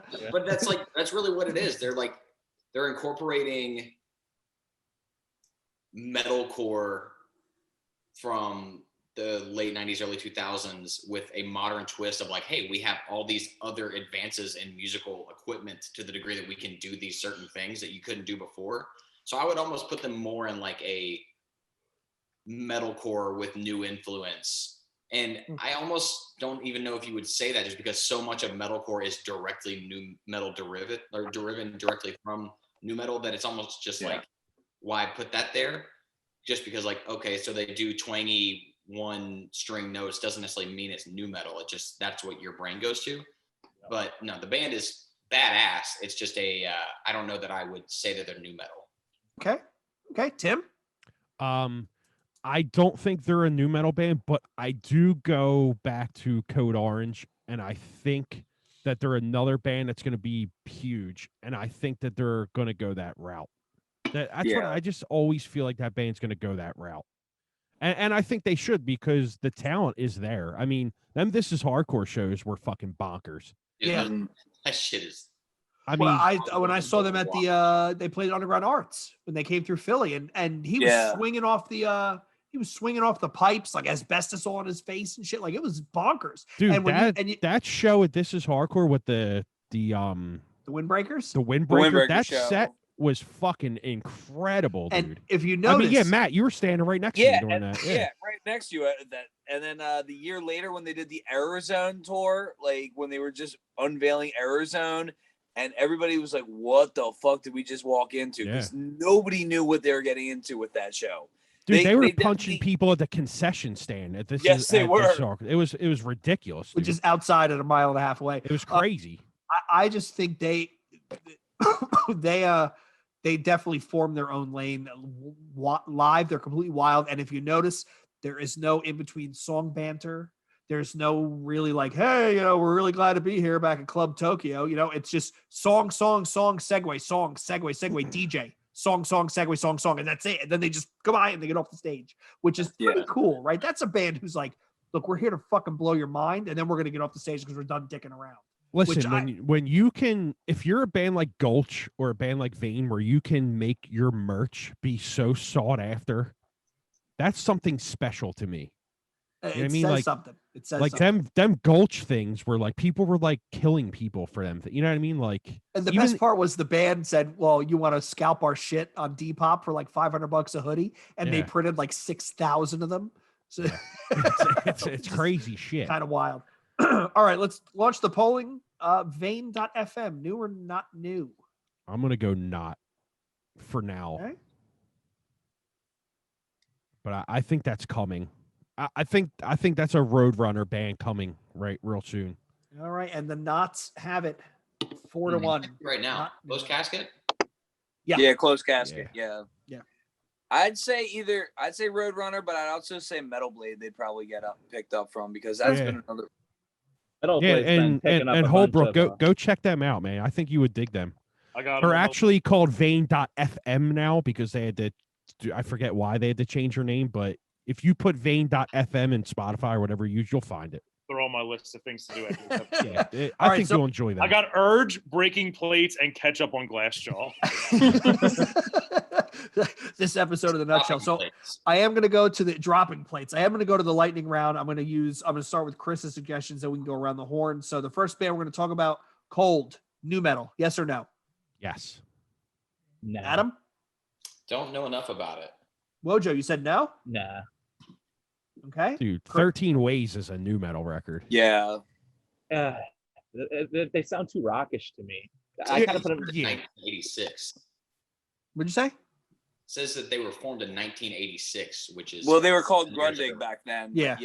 Oh, sounds about right. Yeah. Okay. I mean, I know they definitely played a bunch of new metal shows and played with new metal bands, but like they were on Flip, Fred Durst label. He signed them. I was never a fan of them, but like when I did hear them, like it reminded me of like the same kind of stuff, like just maybe a darker version of like Chevelle or Trap or something like that. Like I kind of put them in that category for me personally. Okay. Matt?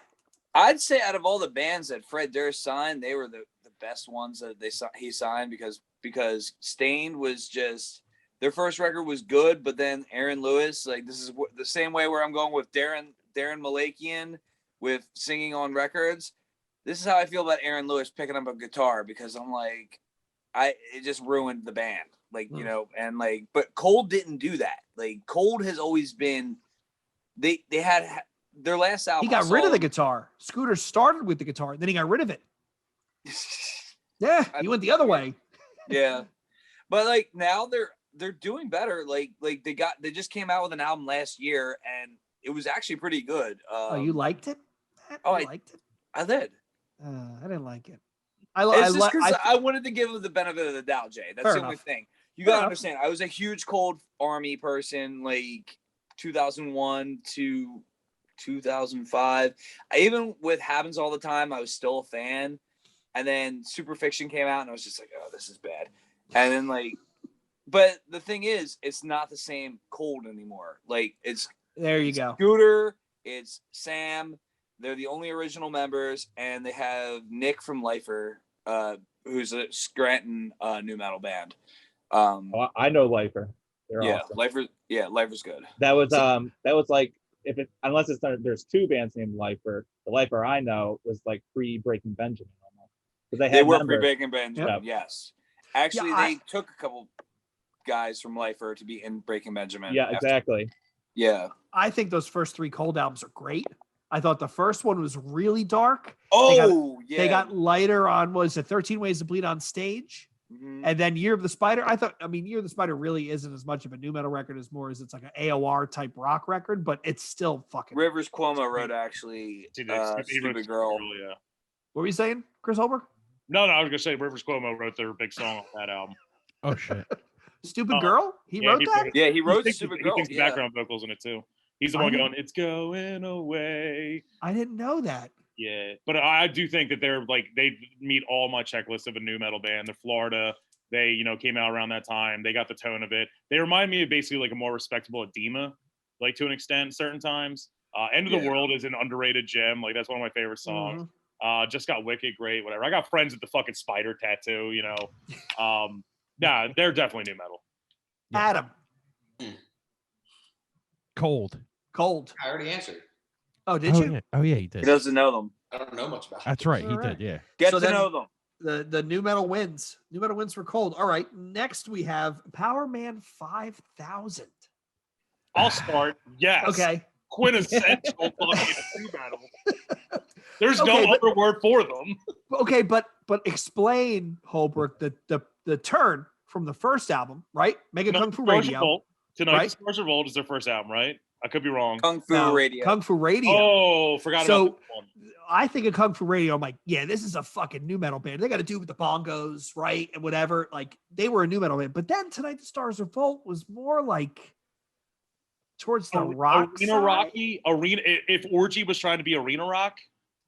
Okay. But at the same time, I think Orgy's very new metalish to it. You got all those guitar tones, those robotic ones, everything's going on. I think that just the atmosphere of them, it wasn't Family Values. It was the Summer Sanitarium tours that they were on with a bunch of other new metal bands. I think that the album after that with the song Free on it, that was just like, they were trying to be that transition between new metal and butt rock. I think that they meet all my criteria at least. All right. Absolutely new metal. And I want to bring up the next band because somebody already said it, and I always wondered this. But we'll go with the poll thing real quick. Matt. Power Man 5000. Oh, Power Man 5000. Well, they're definitely new. I mean, look at it this way: it's Rob Zombie's little brother. That's like it's different. It's different lyric tone. A lot of beeps and boops, like an industrial. I'd say like also they played Ozfest twice. Yeah, they did. Yeah. Mm-hmm. Yeah. And then like when Tonight the Stars Revolt came out, look at the MTV hype that came out with that record. Oh, it's huge. It was huge. It was on TRL. It was on Return of the Rock. I don't know if you guys remember that. That was what took over for Headbangers Ball. Yep.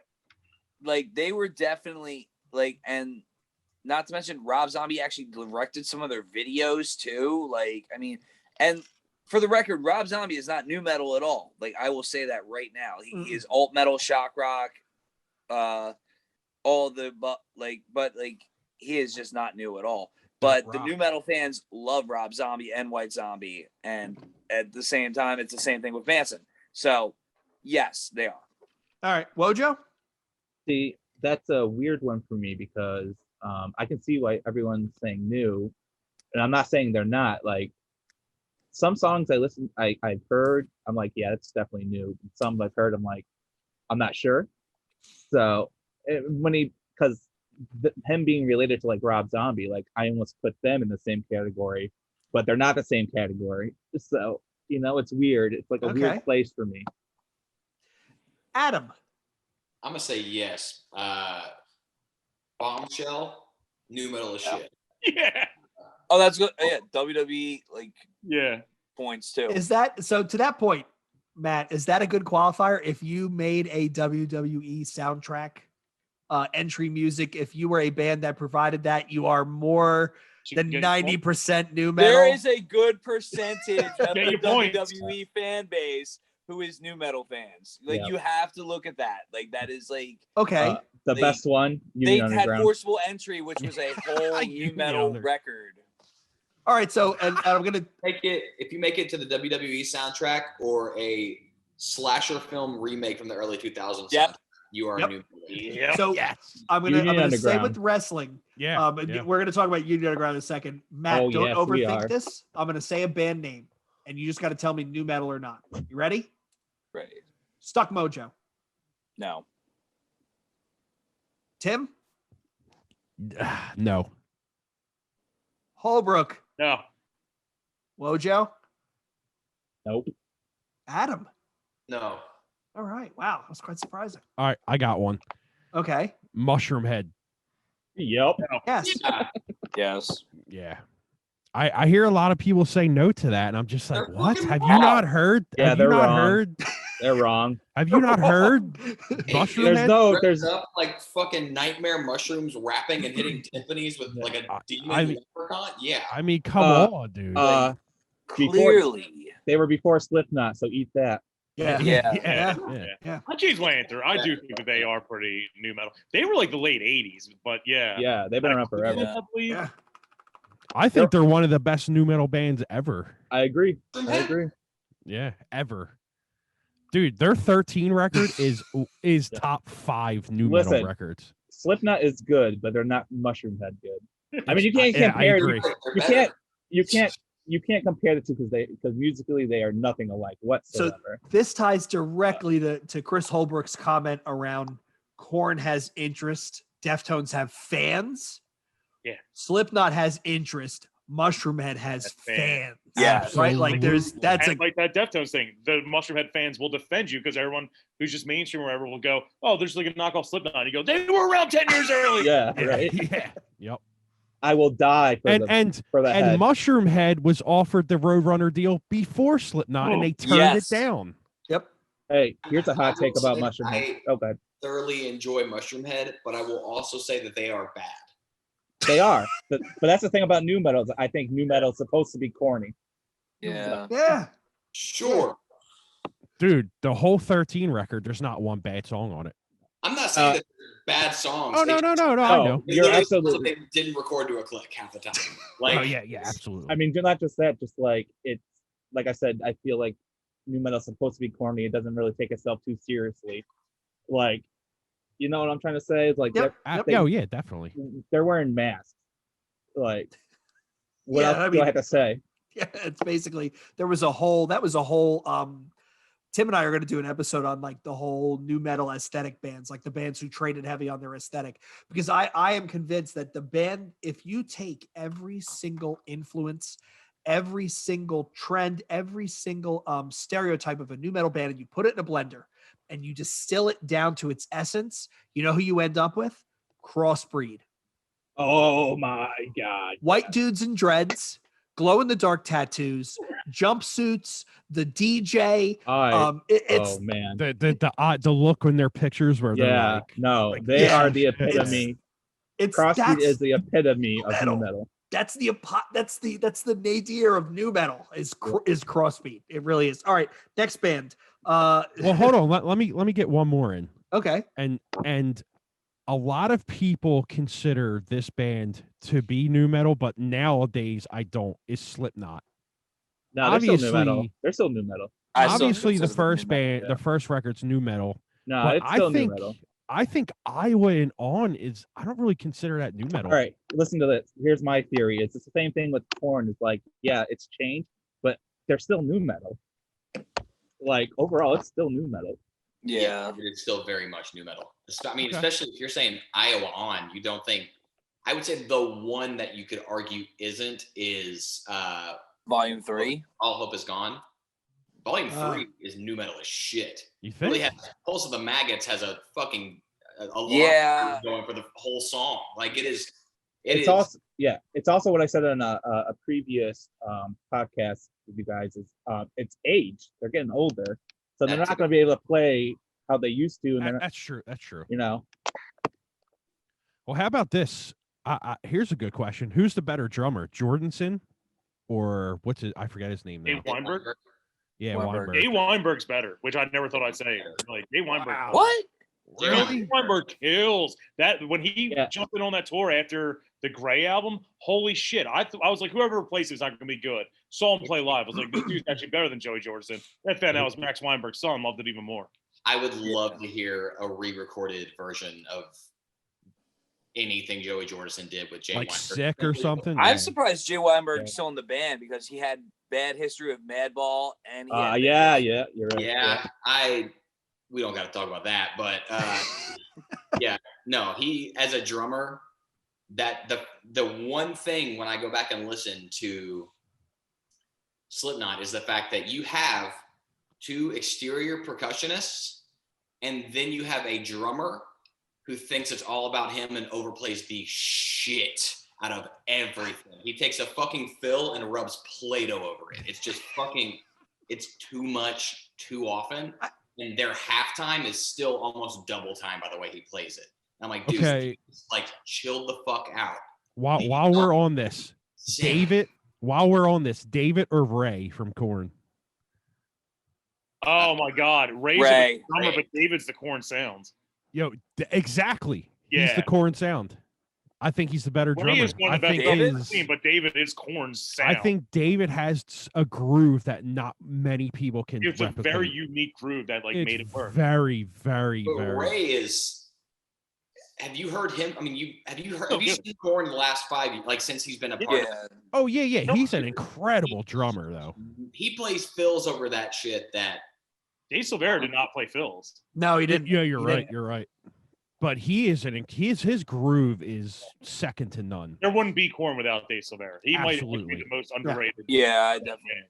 Yeah. How much of his groove do you contribute to him and not the bass?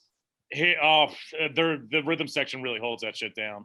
Yeah, because I mean, his groove it's good. It's nothing without the bass. Oh yeah, True. They're equal sides of the same coin. He only plays so low anyway. It's basically having a second drummer.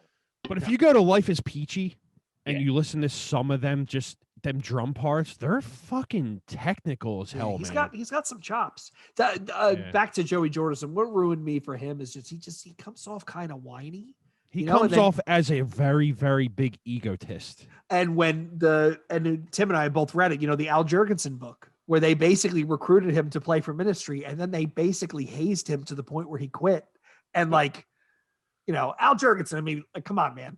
The guy's got some miles on him. And he's like, yeah, we brought him in and then we just picked on him and he couldn't deal with it. And it's like, I thought you guys got to have tough skin to get in a van with some other dudes. Well, Ross Robinson used to throw fucking plants at him and shit because he wasn't playing hard enough. Did you hear the story of him? And I think it was Jeremy Boehm from Touche Amore telling the story where when they recorded their last album with Ross, and Ross has that thing where he tries to get the emotion out of you, and they ended up postponing 2 weeks of recording because Jeremy's mom died.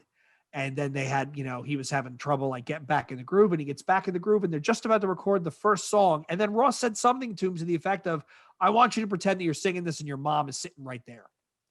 That was his way of motivating Jeremy Boehm. And I forget the comment. It must've been Axe to Grind or whatever, but he was like, I wanted to knock that dude out. But I mean, ballsy.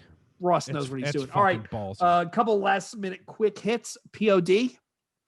Absolutely. Yes. For all the right and wrong reasons. Absolutely. Dude, Southtown is that and the album super new. What was the album before that called? Brown? Brown and Snuff the Punk. So yes, spectacular albums. I've never heard those. Those are more hardcore punk, I would say. A lot of slap popping and reggae shit. It's But then Southtown, when that comes out, I said this yesterday because I posted the video on my page, and I was like, when that breakdown goes in, right with the, you know what I'm talking about, right? Yeah. When that goes in, that is the heaviest POD has ever been in their existence as a band. I mean, Satellite was not that heavy, but fundamental elements of Southtown, is their hardest record. That Like, one song is the epitome of earworm. What is it? Rollin'?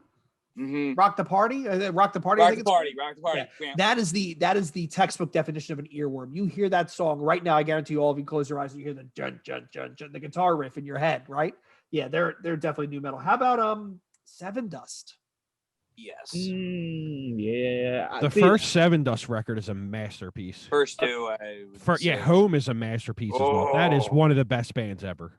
I love Seven Dust, and I almost want to say not new only because I don't have a reason. Well, I mean, I would They agree are new after metal. the first two. They are a new metal band, 1000%. But it's like, I think Lejean is one of the best singers ever. I guess to me, like new metal, there's like they definitely get the heavy guitar, but I feel like there should be more screaming.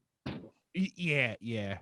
I mean, Yeah, dude, look at Terminator though. That song is That's an great song. incredible track. Or Too Close to Hate. Yeah, Too Close to yeah. Hate, Yeah. Bitch, Black. I mean, they're all Yeah, just they were Nile, again, like, and even like the first big tour that they did was with who? Coal Chamber and Coal Power Chamber. Man 5000. Why aren't we So, talking about Coal Chamber? They're the 'cause that's epitome new of metal. new metal. Yeah, they- no question. I got it. Oh, I yeah. got again. I started shit the other day on Reddit because I said, they get the badge of creating the entire new metal image There'd be no fishnets without without creating Yeah. truly. I'm gonna get killed here. Without creating truly memorable music. I love their music. Like that first album, Me too. Loco like- and Big Truck are not memorable. They're only That's 3 great, words. dude. Listen, but think about it though. Think about the chorus, right? We're gonna random choruses from that album. Loco, that's one. Big Truck. That's Yeah. two. Sway, that's three. Clock. Clock. Yeah. I mean, the song title is the one-word song title is always the chorus. Hey, Rob Zombie's made 35 years of songs off that same premise. Yeah. Song, yeah. Yeah. My band has opened our set with Big Truck a billion times. I love it. That's the best, dude. Yo, and I don't know. Chamber Music is a great record. I don't think I've ever heard that, truth be told. Oh, the ice cream truck on the You front. never heard chamber music? I've Chamber never heard Music's chamber music. great, dude. I love all their it's albums. good. All 4 of them are fucking. Yo, awesome. Villains is great too. Yeah. All right, so who did One we more, miss? Orgy. No. Yes. Yes.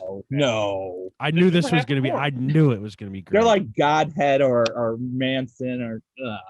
Look, there was a band called Sex Art that was half Korn, half Orgy. They both split off, and they basically did similar things at similar times. I think Orgy, they were on the first Family Values tour. I definitely think that they're new metal. John Davis signed them. Yeah. Yeah. I won't argue with you guys. I just don't. They were. He was on Queen of the Damned, like that song, like Slept So Long. Jay That Orgy was was one of the producers on Meteora by Linkin Park. Mhm. Yep.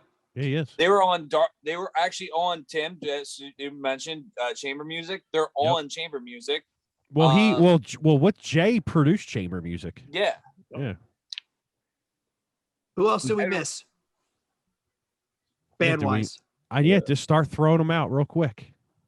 Skin Lab, even though they're not new metal, but that one album is. Yo, Skin Lab. I'm gonna say that record, Disembody, is so fucking good.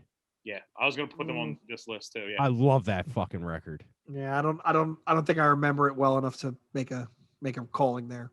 Great record. How about Adam? You have anything? I'm trying to think of some that aren't like. Okay, here's one that gets thrown in a lot, but I think it's probably gonna be unanimously not. Gojira. No. The Duplantier brothers are too talented to write new metal. Yeah, everyone's putting them in on like the part of the new metal resurgence. I'm like, actually, this is just heavy metal. Yeah, they're just metal. I've heard straight that people said it was like Soulfly, but I'm like, no. Yo, They're like Pantera meets Tool, but not, there was a dude on Reddit who said Pantera is a new metal band because I of turned reinventing my the phone steel. off. I rebooted and my I wanted phone. to beat him to death. They literally What stopped the actual fuck? Yeah, he was like, he's arguing with me. He's like, yeah, but reinventing the steel has new metal riffs. I said, it might have riffs, but they're not fucking new metal. I got a band that I think it's weird that we're all probably going to say no, but they meet all of our criteria. We've said the last 2 hours. Saliva. They're definitely the on the same Trav, Break, and Benjamin. They were First record. WWE loved them. Yeah. They were around that time frame. They were heavy and did the rapping. They had, the effect pedals, Click, click, boom. Click Boom is a Limp Bizkit song. Yeah. That's not a Limp Bizkit song. Totally. It is. Oh, 1,000%. I had one on the tip of my tongue. It's a dropping plate song. Gojira. Yeah. Who was it? Oh damn! I just had a good one, and it's gone just like that. We should have had a poll on Reddit for this. Who else? Who we're not thinking about? Stained was mentioned, but we didn't really talk about dude. them. Yeah, Stained. I don't think first they two are. records I don't are think new they are, metal but- as hell. When you're saying first two records, are we saying Dysfunction or are we saying the one before Tormented? We're saying Tormented and the one after. Tormented and Dysfunction are definitely new metal. 14 Shades of Grey or 13 Shades of Grey, they go butt some rock. radio. Yeah, Aaron Lewis lives like 30 minutes from me. I see him at the mall around town. I definitely think that they're new metal. Absolutely. Adam? Stone Sour. First record. I don't consider them a new metal band. Yeah, me neither. No. I think that's a radio rock band. That first record is incredible. But you got to look at this way. You got songs like Get Inside. Even what's that one? 30-31-50 is pretty. Yeah, 30-31-50. A couple songs off Come Whatever May were like that. But they had another song. I'm trying to think. What was it? It was Inhale. That song was pretty heavy. That was it gave that new metal vibe. You're like, oh shit, why is Corey not doing this on a Slipknot record? But he's doing this, and you're like, oh, he's singing and he's screaming more, and he's rapping too. That first record was definitely different than it was actually when they said that Slipknot was doing side projects and it was Joey was doing Murder Dolls and Corey was doing Stone Sour with Jim. I was like, I picked Stone Sour over Murder Dolls. I think Stone Sour ruined Slipknot. Maybe. Think about the intro, right? The intro to the first Slipknot album, right? 97428, whatever, right? Sick. Or orally uncomfortable, right? Auditorially uncomfortable, right? You can tell where this album is going to go. Right. Think about the intro to Iowa. It's all feedback and looped vocals, and it's distorted, and it's really uncomfortable. The intro to Volume 3, he's singing. It's you just set the tone right here. Now we're getting towards. He's getting butt. I think, and I'm not an artist, but getting butt. I do think though not everybody is Al Jurgensen who can draw a hard line and say, this is definitely not a Ministry song. This is a Lard song. I'm going to put it over here. Not everybody's good at figuring out where their music goes to a project. And I think Corey got a little high in the smell of his own farts. Now he's a bit of a meme. It's come on, man. Corey motherfucking Taylor. Oh, that CD was terrible. Oh my God. Awful. Why would you do that to yourself? All right. It's terrible. Go on. I'm going to bring up this band, even though I'm sure we're all going to agree that they're not new metal, but they always get thrown into the category because Ivan Moody was in Motograder. Okay, here we go. This is a good one. Do it. I think they're new metal, right? No. I'll literally burn all my Korn, Limp Bizkit, and old CDs right now. Five Fingers not new metal. No, not Five Finger. I'm talking about Motograder. Oh no, they were. Motograder was Five Finger is the epitome of Motograder is 1,000% new metal. Okay. Motograder, that first record is in my top 20 records of all time. I even like their newer CD without Ivan. I think it's good. That guy's great. His vocals are I like him. He was in the breathing process or something like that. Yeah. He was in the breathing process? Their new vocalist, I'm pretty sure was, yeah. What? Yeah. We have the singer, we have the guitar player breathing process coming on soon. Yeah, he's coming on soon. Yeah. Talk to him about it. All right, gents, we've hit the 2.5 hour mark. This is about as long an episode as we can subject our fans to. So first, I want to thank Matt, Chris, Adam for coming on. we scheduled this literally last minute. It was the Thursday or Friday before the July 4th weekend. So I want to thank everybody for clearing their time to come on. I want to thank all of our listeners once again. _podcast on both Twitter and Instagram, newbreedpodcast@gmail.com. What do we get right? What do we get wrong? You can find us on Reddit r/new metal. We're always floating around there. I'm finding a way to piss somebody off. What do we miss? What do we get right? What do we get wrong? Please let us know. I want to thank all these guys for coming on again. We look forward to having you all again soon. So until next time, this is the New Breed saying cheers. All right.